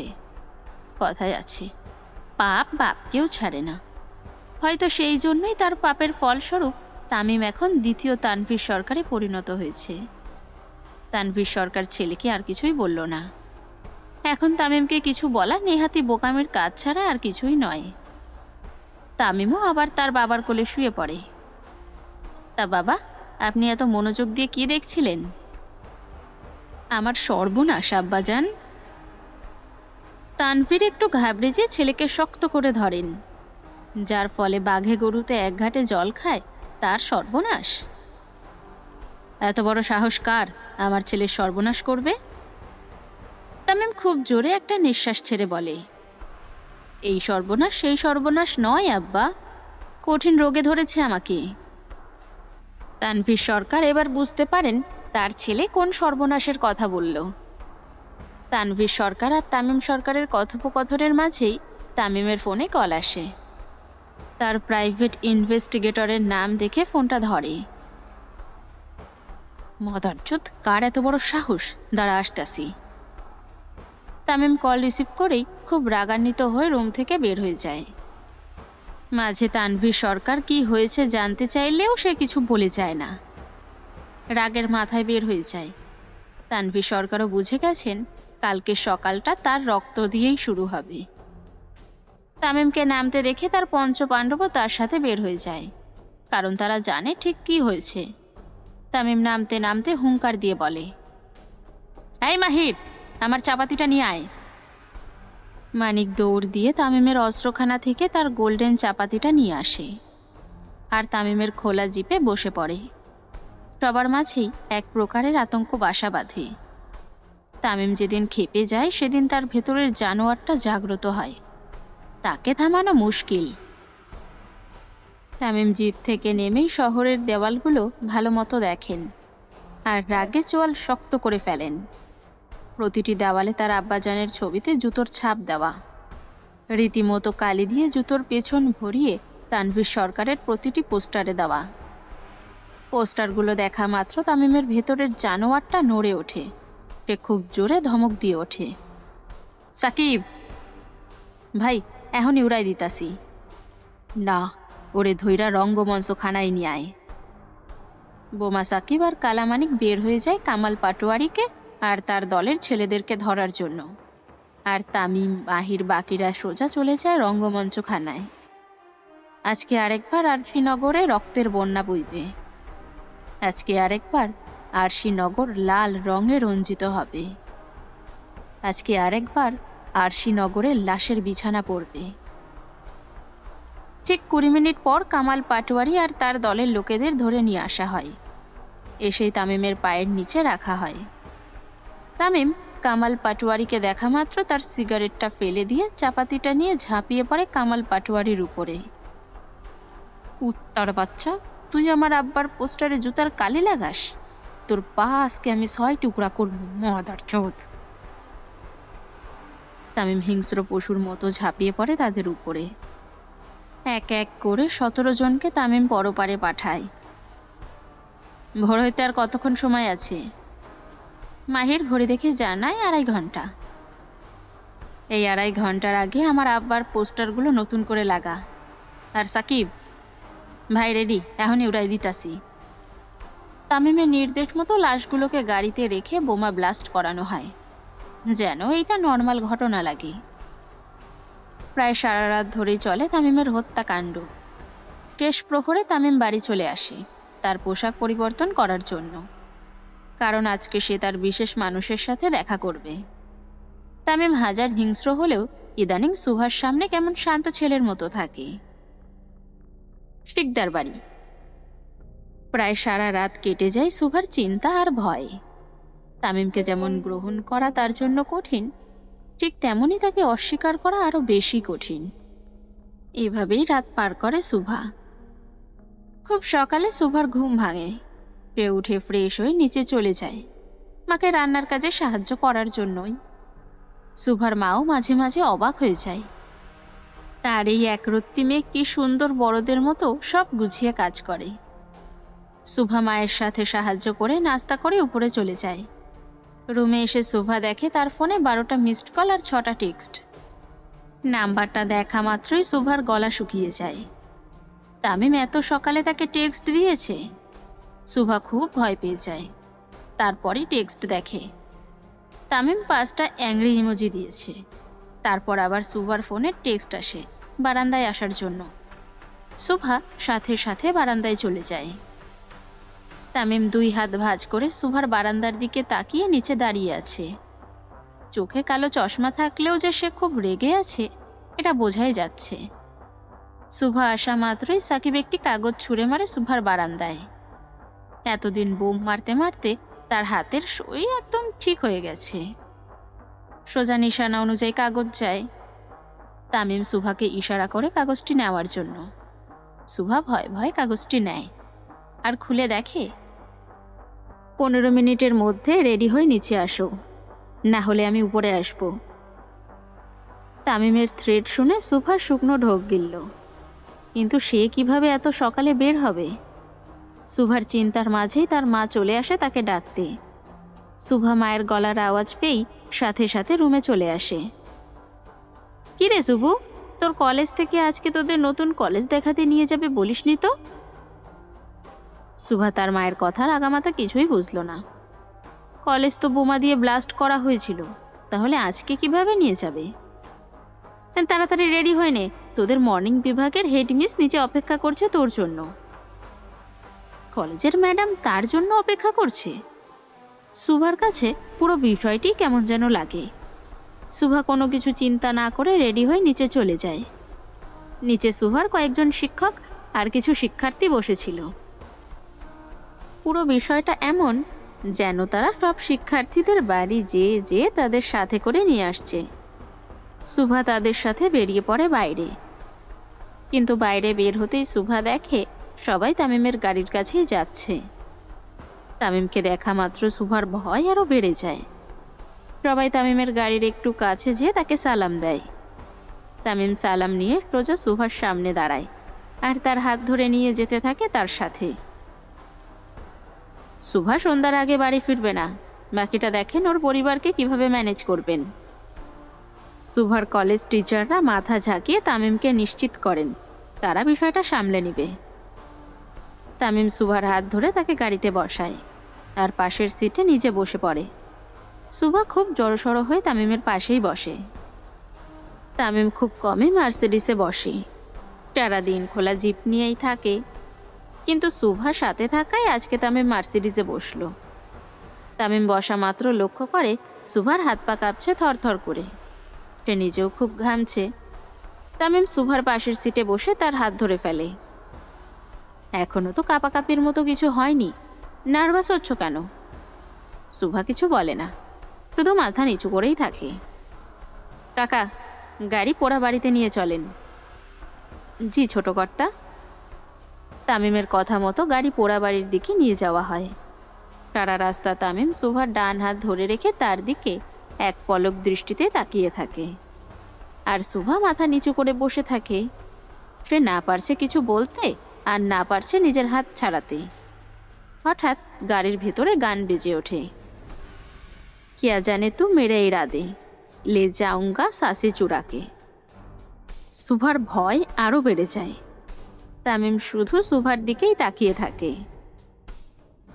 ধরে নাও গানটার প্রতিটি লাইন তোমার জন্য গাওয়া হচ্ছে। তামিমের কথা শুনে সুভা তার চোখ বন্ধ করে ফেলে। না জানি কি হতে চলেছে তার সাথে। ভয় আর ভালোবাসা কখনোই একসাথে থাকতে পারে না। যাকে ভয় পাওয়া যায় তাকে ভালোবাসা যায় না, ঠিক যেমনটা হয়েছিল সুভার সাথে। জ্ঞান হওয়ার বয়স থেকে যার নাম শুনতে ভয় লাগতো, যার নামের সাথে শত রক্তের গল্প জড়িত, যার নাম শুনলেই 8 থেকে 80 সকলে ভয় পায়, তাকে কিভাবে ভালোবাসবে সুভা? পোড়াবাড়ি। পোড়াবাড়ি হলো তামিমের রক্তপাতের সূচনার স্থান, যেখান থেকে জন্ম হয় এক রক্তপিপাসু লোকের সূচনা, যার না আছে ভয় আর না আছে মনুষ্যত্ব। কিন্তু এই ভয়হীন মানুষটার মনে আজকে প্রেমের দক্ষিণা বাতাস বহমান। তামিম সরকারের মতো হৃদয়হীন লোকও যে কারো প্রেমে পড়তে পারে, এটাই ছিল আরশিনগরের সব থেকে আশ্চর্যের বিষয়। তামিম সারা রাস্তা সুভার এক হাত ধরে থাকে, আর এক দৃষ্টিতেই তাকিয়ে থাকে। সুভাও ভয় জড়সড় হয়ে বসে থাকে, না পারছে তামিমের হাত থেকে নিজের হাতটি ছাড়াতে, আর না পারছে নিজের মুখ আড়াল করে বসে থাকতে। গাড়িতে হঠাৎ ব্রেক পড়ায় তামিমের ধ্যান সরে যায় সুভার থেকে। কি কাকা, এত সুন্দর দৃশ্য দেখাতে বাধা দিচ্ছ কেন? আজ্ঞে কর্তা, চলে এসেছি। তামিম সুভার থেকে নজর সরিয়ে বাইরে নজর দেয়। তামিমের গাড়ি আসার সাথে সাথে তার লোকজন গোল হয়ে দাঁড়ায় গাড়ির চারপাশে, আর তামিমের দরজা খুলে দেয়। দরজা খুলতেই তামিম নেমে পড়ে। তামিম নামার সাথে সাথে আরেকজন সুভার দরজা খুলতে যায়। খবরদার, শি ইজ মাই লেডি, চোখ নামা।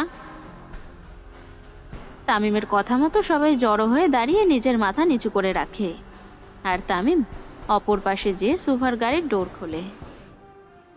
তামিমকে ডোর খুলতে দেখে তার পঞ্চপাণ্ডবের চোখ কপালে উঠে যায়। তামিম সরকারও যে কারোর জন্য এভাবে কাজ করবে, সেটা একদমই অবিশ্বাস্য। সাথে সাথে তারা চোখ নামিয়ে নেয়। তামিম ডোর খুলে হাত বাড়ায় সুভার দিকে। সুভা প্রথমে আমতা আমতা করলেও তামিমের চোখ রাঙানো দেখে সাথে সাথে তার হাত ধরে ফেলে, আর গাড়ি থেকে নেমে পড়ে। তামিম সুভাকে গাড়ি থেকে নামিয়ে তার হাত ধরেই সামনের দিকে যেতে থাকে। সুভাও তামিমের পিছু পিছু হাঁটতে থাকে। তাদের সাথে তামিমের পঞ্চপাণ্ডবও পিছু নেয়। একটু দূরে যেতেই তামিম দাঁড়িয়ে পড়ে, আর পিছনে ফিরে বলে, শালার ভাইরা, ভাই ভাবি রোমান্স দেখতে যাচ্ছ সাথে? ভাগ এখান থেকে। তামিমের ধমক পড়ার সাথে সাথে সবাই যে যার মতো দৌড় দেয়, আর তামিমও সুভাকে নিয়ে একদম পুরা বাড়ির মাঝখানে চলে আসে। তামিম সুভাকে মাঝে দাঁড় করায়, আর সুভার 2 হাত ধরে। সুভা তখনও মাথা নিচু করেই দাঁড়িয়ে আছে। তামিম সুভাকে কিছু বলতে যাবে, ঠিক তখনই সুভা অনুভব করে কিছু একটা পড়ে তার কাঁধ ভিজে যাচ্ছে। সুভার সাথে সাথে তার কাঁধের দিকে তাকায়, আর আঁতকে ওঠে।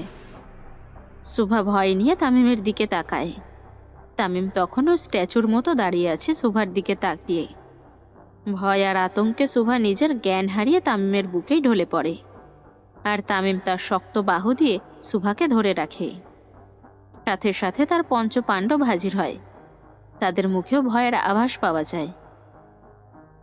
ভাই, কোনো কথা না। তামিম এক ঝটকা দিয়ে তার ধরে রাখা চাপাতিটা ফেলে দেয়, আর সুভার ওড়নার এক সাইড ছিঁড়ে হাতে পেঁচিয়ে নেয়।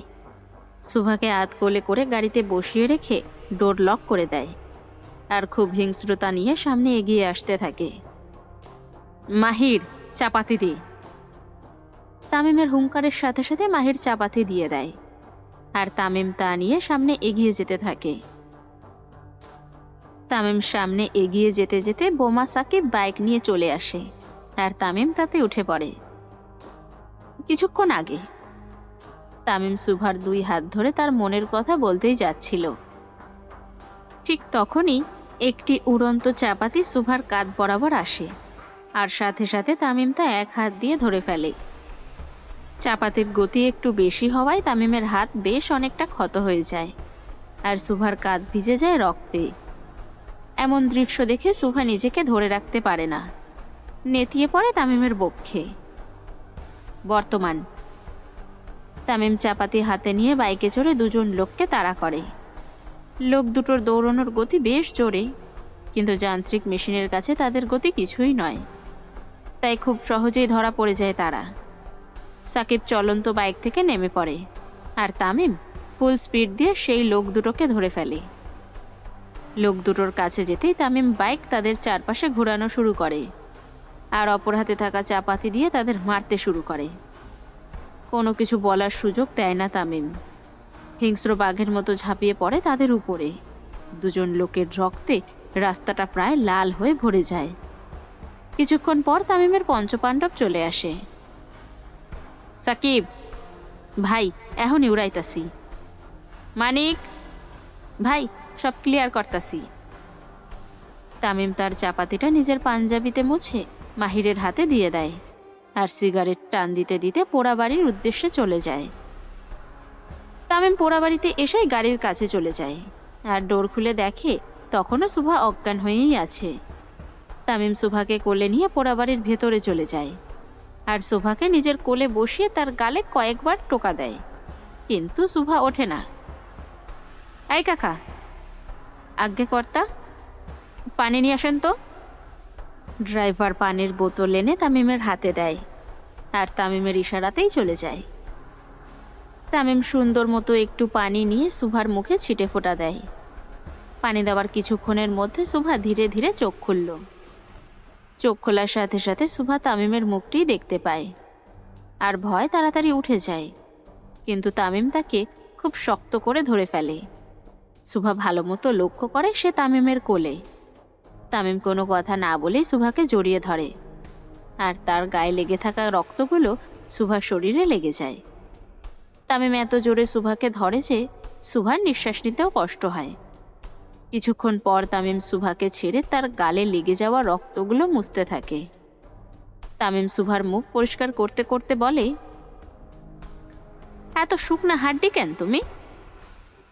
সুভা হঠাৎ এমন প্রশ্ন শুনে কি বলবে কিছু ভেবে পায় না। জি, এত চিকনা কেন তুমি? ওজন বলতে কিছুই নাই, বাপ মা খাইতে দেয় না? সুভা মাথা নিচু করে আস্তে আস্তে বলে, জি দেয়,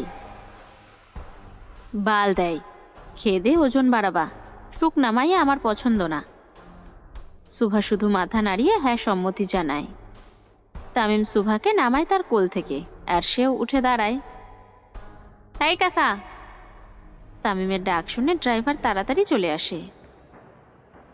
জি ছোট কর্তা, ওরে বাড়ি দিয়ে আসেন। জি। তামিমের নির্দেশ মতো ড্রাইভার সুভাকে নিয়ে যেতে থাকে, আর তামিম তাকিয়ে থাকে সুভার যাওয়ার দিকে। সুভা একটু দূরে যেতেই তামিম খুব জোরে সুভার নাম ধরে ডাক দেয়, এই সকাল! তামিমের ডাক শুনে সুভা থমকে যায়, আর দাঁড়িয়ে পড়ে সেখানেই। তামিম দৌড় দিয়ে সুভার কাছে চলে আসে, আর তার মুখ বরাবর দাঁড়ায়। তোমায় একটু জড়িয়ে ধরি? জি, thank you. Tamim thank you দিয়েই সুভাকে জড়িয়ে ধরে, আর সুভা হতভম্বের মতো দাঁড়িয়ে থাকে। সে তামিমকে ধরার জন্য সম্মতি দেয়নি, কিন্তু তামিম সুভার জিকে সম্মতি ভেবে তাকে জড়িয়ে ধরে। কিছুক্ষণ পর তামিম সুভাকে ছেড়ে দেয়। যাও, বাড়ি যাও। সুভা মাথা হেলিয়ে গাড়িতে উঠে বসে, আর তামিম সুভার গাড়ির দরজা লাগিয়ে তাকে বিদায় দেয়। সুভার গাড়ি না যাওয়া অবধি তামিম তাকিয়ে থাকে। সর্বনাশ হয়ে গেছে আমার, ফেঁসে গেছি আমি। তামিম খুব জোরে জোরে নিজেই নিজেকে কথাগুলো বলতে থাকে, আর সাথে সাথে তার পঞ্চপাণ্ডব এসে হাজির হয়। কেডা করলো আপনার সর্বনাশ ভাই? আমারে কন খালি। তামিম কালা মানিকের কথা শুনে পেছনে ফিরে তাকায়, আর তার পাশে থাকা টাকলা মফিসের হাত ধরে টান দিয়ে তার টাক মাথায় চুমু খায়। এই টাকলাই আমার সর্বনাশ করছে, ধর ওরে। তামিমের কথা শুনে বাকি চারজন টাকলা মফিসের উপরে ঝাঁপিয়ে পড়ে, আর যে যার মতো কিল ঘুষি মারতে থাকে। অন্যদিকে তামিম তখন সুভাকে জড়িয়ে ধরার মুহূর্ত ভুলতে পারে না। আল্লাহ রে, মারে বাবারে, ওরা আমার সর্বস্ব লুইটটা নিল। ভাই ভাসান আমারে, ও ভাই! টাকলা মফিসের চিৎকার শুনে তামিমের টনক নড়ে। সে পেছনে ফিরে দেখে আসলেই মফিসকে ধরে বাকিরা রাম কেলানি দিচ্ছে। শালার ভাইরা থাম, আমার টাকলার টাক পাঠাইতেছস কেন? তামিমের কথা শুনে বোমা সাকিব প্রতিবাদ করে ওঠে, না ভাই, ওই আপনার সর্বনাশ করছে, ওরে ছাড়মু না। হ ভাই, আজকে ওরে সানডে মানডে ক্লোজ করমু। কালামানিক আর বোমা সাকিবের কথা শুনে তামিম নিজের মাথায় হাত দিয়ে দেয়। ওর মতো টাকলা আমার কি সর্বনাশ করব, ছাড় ওরে। তামিমের কথা মতো সবাই টাকলা মফিজকে ছেড়ে দেয়, কিন্তু ততক্ষণে মফিসের অবস্থা প্রায় শেষ। মফিসের গেঞ্জি ছেঁড়া, জুতো ছেঁড়া আর মুখের আকৃতির প্রায় 12টা বাজিয়ে দিয়েছে তারা। মফিস ধীরে ধীরে তার ছেঁড়া জুতোটা হাতে নেয় আর সামনে থাকা 4 জনের দিকেই তাকায়। আবেগে যে তারা মফিসের 12টা বাজিয়ে ছেড়েছে সেটা এতক্ষণে বুঝে গেছে তারা। যে যার মুখের দিকে তাকায়। মফিস নিজের জুতোর দিকে তাকিয়ে বাকিদের দিকে তাকায় আর খুব জোরে গালি দিয়ে তাদের ধাওয়া করে।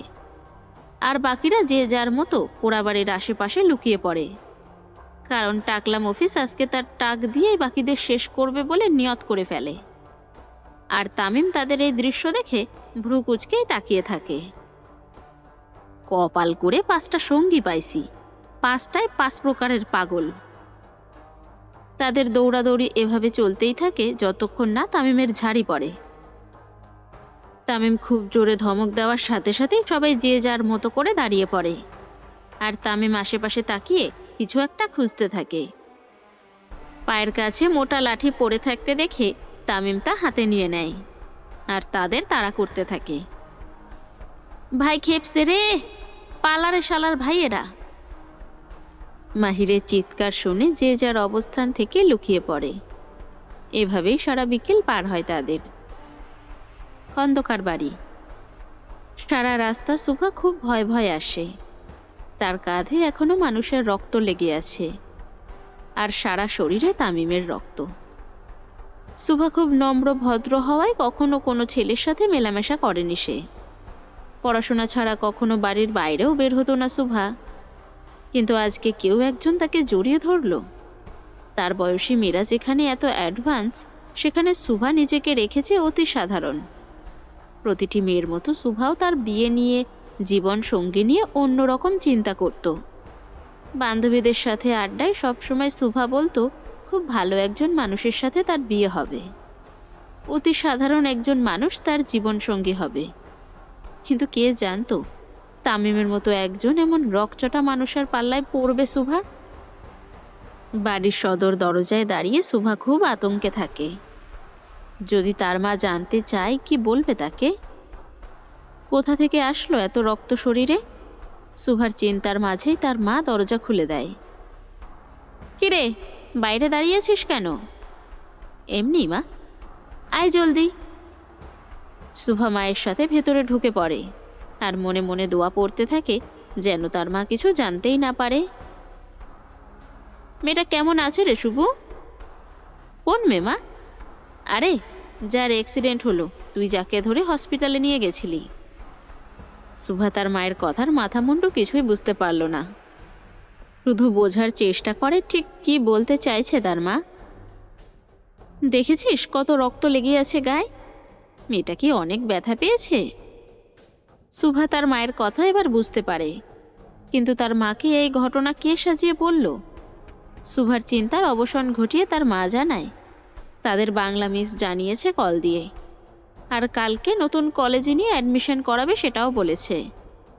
সুভার আর বুঝতে বাকি থাকে না এগুলো কার কাজ। সুভা তার মায়ের সাথে কথা বলে রুমে চলে যায় আর লম্বা একটা শাওয়ার নেয়। সুভা তার চুল মুছতে মুছতে ফোনে টেক্সট আসার শব্দ পায়। চুল মুছতে মুছতেই ফোনটা হাতে নিয়ে দেখে তামিমের টেক্সট। সুভা খুব দ্বিধা নিয়ে টেক্সটটা ওপেন করে। সাজবে আমার জন্যে, তাছাড়া নয়। সুভা তামিমের টেক্সটের আগা মাথা কিছুই বুঝতে পারে না, বিছানায় ছুঁড়ে মারে ফোনটা। পোড়াবাড়ির দেওয়ালের সাথে হেলান দিয়ে দাঁড়িয়ে আছে তামিম সরকার। একটা হাত দেওয়ালে ঠেকিয়ে রেখেছে আর অন্য হাতে ধরে রাখা সিগারেটের ধোঁয়া ধীরে ধীরে বাতাসে মিলিয়ে যাচ্ছে। তামিম আজকে আর তার মধ্যে নেই, আটকা পড়ে গেছে এক রমণীর মায়াতে। এই 28 বছরের জীবনে কোনো নারীকে স্পর্শ না করা আমি কিভাবে একটা ১৯ বছরের মেয়ের মায়ায় আটকালাম বলতো? তামিমের আবেগী কথা শুনে তার পঞ্চপাণ্ডবের মুখে হাসি চলে আসে। অবশেষে তামিম সরকারের মতো বদমেজাজি লোকও কারো মায়ায় আটকালো। সবই প্রেম রে ভাই, বহুত খারাপ জিনিস, যারে ধরে তেনা তেনা কইরা সারে। মানিকের কথা শুনে তামিমের মুড নষ্ট হয়ে যায়। শালা, মুডটাই নষ্ট করে দিলে। তামিমের কথার মাঝেই মাহির বলে সরকার বাড়ি থেকে কল এসেছিল, তামিমকে যেতে বলেছে তানভীর সরকার। মাহিরের কথা শুনে তামিম আর বাকিরা রওনা দেয় বাড়ির উদ্দেশ্যে। তামিম তার খোলা জিপ নিয়েই রওনা দেয়, আর বাকিরা বাইক দিয়ে তার পিছু পিছু আসে। সরকার বাড়ি। আজকে সরকার বাড়িতে যেন চাঁদের হাট বসেছে। বিভিন্ন মন্ত্রণালয়ের মন্ত্রীগণ এসেছে আজকে সরকার বাড়িতে। ভোটে তানভীর সরকারের জিতে আরেকবার প্রধানমন্ত্রী হওয়ার সুযোগ প্রায় ৯৭%। সেই সুবাদে প্রায় নেতারা এসে ভিড় করে, কিন্তু আজকের এই মিটিং একটু অন্যরকমও বটে। তামিম সরকারের বিয়ের কথা হচ্ছে আজকে। স্যার, আমি বলি কি, তামিম বাবা আসলেই তার সাথে একবার কথা বলুন। দেখুন পানিমন্ত্রী, তামিম কাকে বিয়ে করবে এটা তার ব্যক্তিগত ব্যাপার, আমি কোনো গ্যারান্টি দিতে পারছি না। তাও স্যার, মেয়েটা জিদ ধরেছে তামিম বাবাকেই বিয়ে করবে। কে কাকে বিয়ে করছে মন্ত্রী? তামিম অন্দরমহলে ঢোকার সাথে সাথে কেমন যেন একটা নীরবতা শুরু হয়ে যায় সেখানে। তামিমকে ভয় পায় না এমন লোক খুব কমই আছে। আসলে বাবা, আপনার বিয়ের কথা বলছিলাম। তাই নাকি? যতদূর জানি আমি তো এতিম না, বাপ আছে আমার এখনো, আপনার চিন্তা করতে হবে না। তানভীর সরকার মুখে একটু হাসি নিয়ে তামিমের কাছে যায়। বাবাজান, এবার কিন্তু আপনার বিয়েটা করা উচিত। আপনার ছেলের বউ এখনো অনেক ছোট আব্বা, আমাকে সামলানোর ক্ষমতা তার নেই। ইন্টার পরীক্ষা শেষ হোক, তারপর তাকে তুলে আনবো নে। তামিমের কথা শুনে উপস্থিত সকলে একটু চমকে যায়। শেষমেশ তানভীর সরকারের ছেলে একটা ইন্টার পড়ুয়া মেয়েকে বিয়ে করতে চাইছে। যদিও সকলের মধ্যে একটু আলোচনা শুরু হয়, কিন্তু তামিম সরকারের ব্যক্তিগত বিষয়ে কথা বলবে এমন সাহস কারো নেই। তামিম কথাগুলো বলেই উপরে চলে যায় আর দরজা লক করে দেয়। লম্বা একটা শাওয়ার নিয়ে তামিম এসে সোজা তার বেডে বসে পড়ে আর নিজের ফোন বের করে সুভার ছবি দেখে। আমার ঘুম কেড়ে নিয়ে তুমি আরামে ঘুমাবা, তা তো হবে না সকাল। তামিম কিছুক্ষণ চিন্তা করে তার লোকদের ফোন দেয়। তাড়াতাড়ি ব্যবস্থা কর, আমার ঘুম আসতেছে না। তারপর তামিম রেডি হয়ে বেরিয়ে পড়ে, সাথে তার লোকরাও থাকে। কিছুক্ষণ পর গাড়ি থামে সুভাদের বাড়ির সামনে। তামিম নামা মাত্রই সুভাদের বাড়িওয়ালা তার কাছে চলে আসে আর থরথর করে কাঁপতে কাঁপতে চাবি তার হাতে দেয়। মাহির ভাই, দে। জি ভাই। তামিমের নির্দেশ মতো সুভাদের বাড়িওয়ালাকে নগদ ৫০,০০০ টাকা দেয় মাহির, কারণ সুভাদের বাড়ির ডুপ্লিকেট চাবি তাকে এনে দেয় সে, যেটা দিয়ে দরজা খুলে তামিম সুভার কাছে যাবে। তাই খুশি হয়ে তামিম তাকে পুরস্কার দেয়। মানিক ভাই, আমি এখনই যাইতাছি। তামিমের কথা মতো মানিক আগে বাড়ির ভিতরে ঢোকে আর সবাইকে ক্লোরোফর্ম দিয়ে অজ্ঞান করে ফেলে, সুভাকে ছাড়া। ভাই, একটা কথা কই। বল। আপনি চাইলেই তো যে কোনো বাড়ির ভিতরে যাইতে পারেন, বাধা দেওয়ার মতো কারো সাহসই নাই, তাহলে এই গোপনীয়তা? মাহিরের কথা শুনে তামিম উপরে তাকায় আর আসমানের দিকে ইশারা করে বলে, আমি চাইতেছি না সে ভয় পাক, তার পরিবার তাকে কোনো প্রেশার দিক। তামিম কথাগুলো বলেই ভেতরে ঢুকে পড়ে আর বাকিরা যে যার মতো গাড়িতেই শরীর এলিয়ে দেয়। তামিম বাড়ির ভেতরে ঢুকে সোজা সুভার রুমে চলে যায় আর তার মাথার কাছে যেয়ে বসে, এক দৃষ্টিতে তাকিয়ে থাকে সুভার দিকে। আজকে যেন তামিমের পরীকে রাত পরীর থেকে কম লাগছে না। এই রাত পরী। তামিম এভাবে বেশ কয়েকবার সুভাকে ডাকে, কিন্তু রাত বেশি হওয়ায় বেশ গভীর ঘুমে আচ্ছন্ন থাকে সুভা। তামিমের ডাকার পরও ওঠে না। তামিম সুভার মুখ বরাবর নিজের মুখটি নিয়ে যায়। আমার ঘুম কায়রা নিয়ে তুমি ঘুমাইতাছো? বিষয়টি বড়ই বেমানান সুভা। তামিমের কণ্ঠে অদ্ভুত এক কোমলতা আর নেশাক্ত ভাব চলে আসে। তামিম সুভার আরো কাছে নিজের মুখটি নিয়ে নেয়। তাদের ঠোঁট প্রায় ছুঁই ছুঁই অবস্থা। হঠাৎ মুখে গরম নিঃশ্বাস পড়াতে নিঃশ্বাস নিতে কষ্ট হয় সুভার। ঘুমের ঘোরে আবছা আবছা ভাবে চোখ খুলে সুভা। চোখ খোলার সাথে সাথে তামিমকে নিজের এত কাছে দেখে গায়ের সব রক্ত যেন বরফ হয়ে যায় তার। ধরফরিয়ে উঠে বসে সুভা। তামিম তখনও শান্তভাবে বসে থাকে সুভার সামনে। আপনি? তামিম ভ্রু কুঁচকে তাকায় সুভার দিকে। কেন, অন্য কেউ আসার কথা ছিল? না, কিন্তু আপনি ভিতরে কিভাবে? তামিম হঠাৎ করে সুভার হাত ধরে ফেলে। তোমাকে দেখতে মন চাইছে, চলে এসেছি। একটা বাড়ির দরজা কি আমাকে আটকাতে পারবে তোমার কাছে আসা থেকে? আপনি এখানে কেন? প্লিজ যান এখান থেকে। সুভার চলে যাওয়া বলাটা বোধহয় তামিমের খুব একটা পছন্দ হয়নি। সে হুট করে উঠে দাঁড়ায় আর সুভার হাত ধরে টানতে টানতে বাইরে নিয়ে যেতে থাকে। সুভা খুব ভয় পেতে থাকে, যদি তার বাবা মা জেগে যায় তাহলে কি হবে। তামিম সুভাকে নিয়ে হঠাৎ দরজার সামনে দাঁড়ায় আর তার দিকে তাকায়। সুভার পা থেকে মাথা অবধি সূক্ষ্ম দৃষ্টিতেই তাকিয়ে থাকে। মাথায় ঘোমটা দাও, বাইরে তোমার দেবররা আছে। তামিমের কথা মতো সুভা মাথায় ঘোমটা দিয়ে দেয়। ঘোমটা দেওয়া সুভাকে দেখে তামিমের মুখে হালকা হাসি ফুটে ওঠে।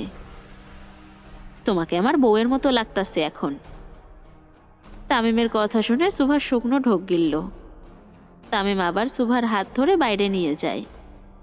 তামিম সুভাকে নিয়ে আসার সাথে সাথে সবাই মাথা নিচু করে ফেলে, কারণ তামিমের কড়া নির্দেশ, সে ছাড়া কেউ আর সুভার দিকে তাকাবে না। তামিম সুভাকে নিয়ে সোজা তার জিপে বসে পড়ে। উদ্দেশ্য পোড়াবাড়ি। পোড়াবাড়ি, রাত 2:30। চাঁদের আলোয় ভিজে আছে পোড়াবাড়ি। তামিম সুভাকে নিয়ে সোজা পোড়াবাড়ির মাঝখানে চলে যায় আর বেঞ্চে সুভাকে বসায়। সুভা এক কোণে বসে। তামিম কোনো কথা না বলে সোজা সুভার কোলে মাথা রেখে শুয়ে পড়ে। তামিমের এমন কাণ্ডে কিছুটা ঘাবড়ে যায় সুভা। তামিমের দিকে তাকালে বুকটা কেঁপে ওঠে সুভার। তামিম আরাম করে শুয়ে পড়ে সুভার কোলে। কাল থেকে আমি ঘুমাইনি রাত পড়ি, আমাকে ঘুমোতে দে। সুভা একটা দীর্ঘ নিঃশ্বাস ফেলে, কারণ তামিম কেন ঘুমায়নি সেটা তো সুভার জানা কথা। এতে সুভার কি দোষ সে ঘুমায়নি? খুব খারাপ লাগতে থাকে সুভার। থরথর করে কাঁপতে থাকে সে। যাকে সবাই জমের মতো ভয় পায়, সে আজকে তার কোলে মাথা রেখে ঘুমোচ্ছে।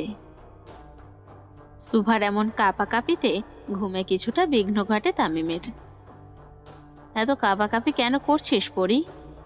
কাঁপাকাঁপির মতো তো এখনো কিছু করিনি, যখন করবো তখন কাঁপিস।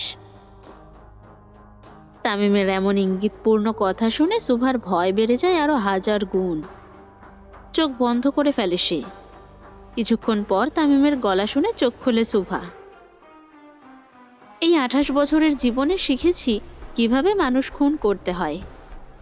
এখন শিখছি নিজের থেকে বয়সে ছোট মেয়ের সাথে কিভাবে প্রেম করতে হয়। হায় রে কপাল।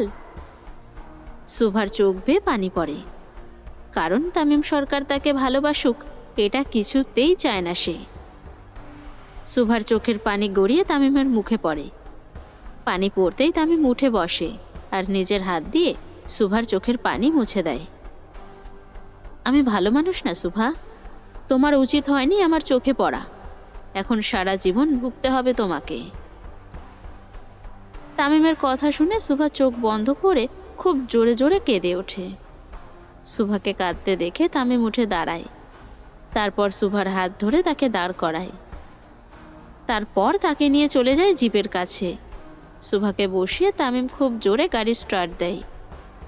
গাড়ির গতি এত জোরে ছিল যে সামনে কেউ পড়লে সোজা পিষে যেত। তামিমের চোয়াল খুব শক্ত। সে সুভাকে তাদের বাড়িতে নামিয়ে দিয়ে আসে। সুভা বাড়ি আসার সাথে সাথে ভিতরে ঢুকে পড়ে। তামিম এবং তার পঞ্চপাণ্ডব রওনা দেয় সরকার বাড়ির উদ্দেশ্যে। তামিমকে এত রাগান্বিত দেখে কেউ কিছু বলার সাহস পায় না। সবাই চুপচাপ থাকে গাড়িতে। সরকার বাড়িতে আসা মাত্র তামিম হনহনিয়ে ভিতরে চলে যায়। তানভীর সরকার তখনও জেগে আছে। আব্বাজান। জি বাবাজান। আমি বিয়ে করতে চাই। আলহামদুলিল্লাহ, যে কোনো দিন মেয়েকে উঠাইয়া নিয়ে আসতে পারি, আগে থেকে বলে রাখলাম আপনাকে। তামিম কথাগুলো বলে সোজা তার রুমে চলে যায়। তানভীর সরকারকে কিছু বলার সুযোগটুকুও দেয় না। তামিম রুমে এসে সোজা শুয়ে পড়ে বিছানায়, আর ফোন বের করে সুভার ছবি দেখে। এখন তো তোকে আমার লাগবেই সুভা। তামিম খুব জোরে সুভার ছবিতে কিস করে। সকালবেলা তামিমের নির্দেশ মতো সুভা সহ বাকিদের অ্যাডমিশন করে দেওয়া হয় তামিমের পার্টি অফিসের সাথে কলেজে, যেন সে সুভাকে খুব কাছ থেকেই দেখতে পারে। নতুন কলেজে ভর্তি হয়ে ক্লাসে বসে পড়ে সুভা সহ আরও অনেকেই, কারণ বোর্ড পরীক্ষা তাদের জন্য থেমে থাকবে না, আর হাতে বেশি দিন সময়ও নেই। তাই অ্যাডমিশন নেওয়ার সাথে সাথেই তাদের ক্লাস শুরু করে দেওয়া হয়। ক্লাস শেষে সুভা তার বান্ধবীদের সাথে বের হয় বাসায় যাওয়ার জন্য। কলেজ থেকে বের হয়ে সুভাকে পড়তে হয় এক মহা মুশকিলে। গেটের বাইরেই তামিমের গাড়ি রাখা। কাল রাতের পর তামিমের সামনে যাওয়াটাও ঠিক মনে করছে না সুভা, কিন্তু তার চাওয়াতে আর কি হবে, হবে তো সেটাই যেটা তামিম চাইবে। সুভা বের হওয়ার সাথে সাথে তামিমের লোকেরা গাড়ির দরজা খুলে দেয়। ভাবি সাহেব, ভাই অপেক্ষা করতেছে আপনার লাইকা, জলদি ওঠেন। সুভা এদিক ওদিক তাকিয়ে গাড়িতে উঠে বসে পড়ে। কলেজ থেকে তামিমের পার্টি অফিস বেশ কাছে হওয়াতে খুব একটা সময় লাগে না সেখানে যেতে। সুভা গাড়ি থেকে নেমে সোজা তামিমের লোকদের সাথে উপরে উঠে যায়। তামিম তখনও মিটিংয়ে ব্যস্ত। সুভাকে করিডোরে বসিয়ে মাহির ভেতরে চলে যায় তামিমের রুমে। ভাই, ভাবিসা পাইছে। সুভার আসার কথা শুনে মাঝপথে মিটিং থামিয়ে দেয় Tamim. The meeting is over, আপনারা বিসমিল্লাহ বলে রওনা দেন। তামিমের নির্দেশ মতো সব নেতারা এক এক করে বেরিয়ে পড়ে। সবাইকে বেরিয়ে পড়তে দেখে সুভা কিছুটা অবাক হয়। সে আসার সাথে সাথে সবাই বের হয়ে যাচ্ছে কেন? কিন্তু আরও অবাক করার বিষয় হলো কেউ সুভার দিকে তাকাচ্ছে না। সবাই মাথা নিচু করেই বেরিয়ে পড়ে। সবাই যাওয়ার কিছুক্ষণ পর তামিম এসে সুভার সামনে দাঁড়ায়। তামিম হঠাৎ এসে দাঁড়াতে সুভার হৃদস্পন্দন বেড়ে যায়। তামিম কোনো কথা না বলে সুভার হাত ধরে সোজা তার চেম্বারে নিয়ে আসে, আর দরজা বন্ধ করে দেওয়ালের সাথে চেপে ধরে সুভাকে। তোমাকে একটা চুম্মা দেই? জি।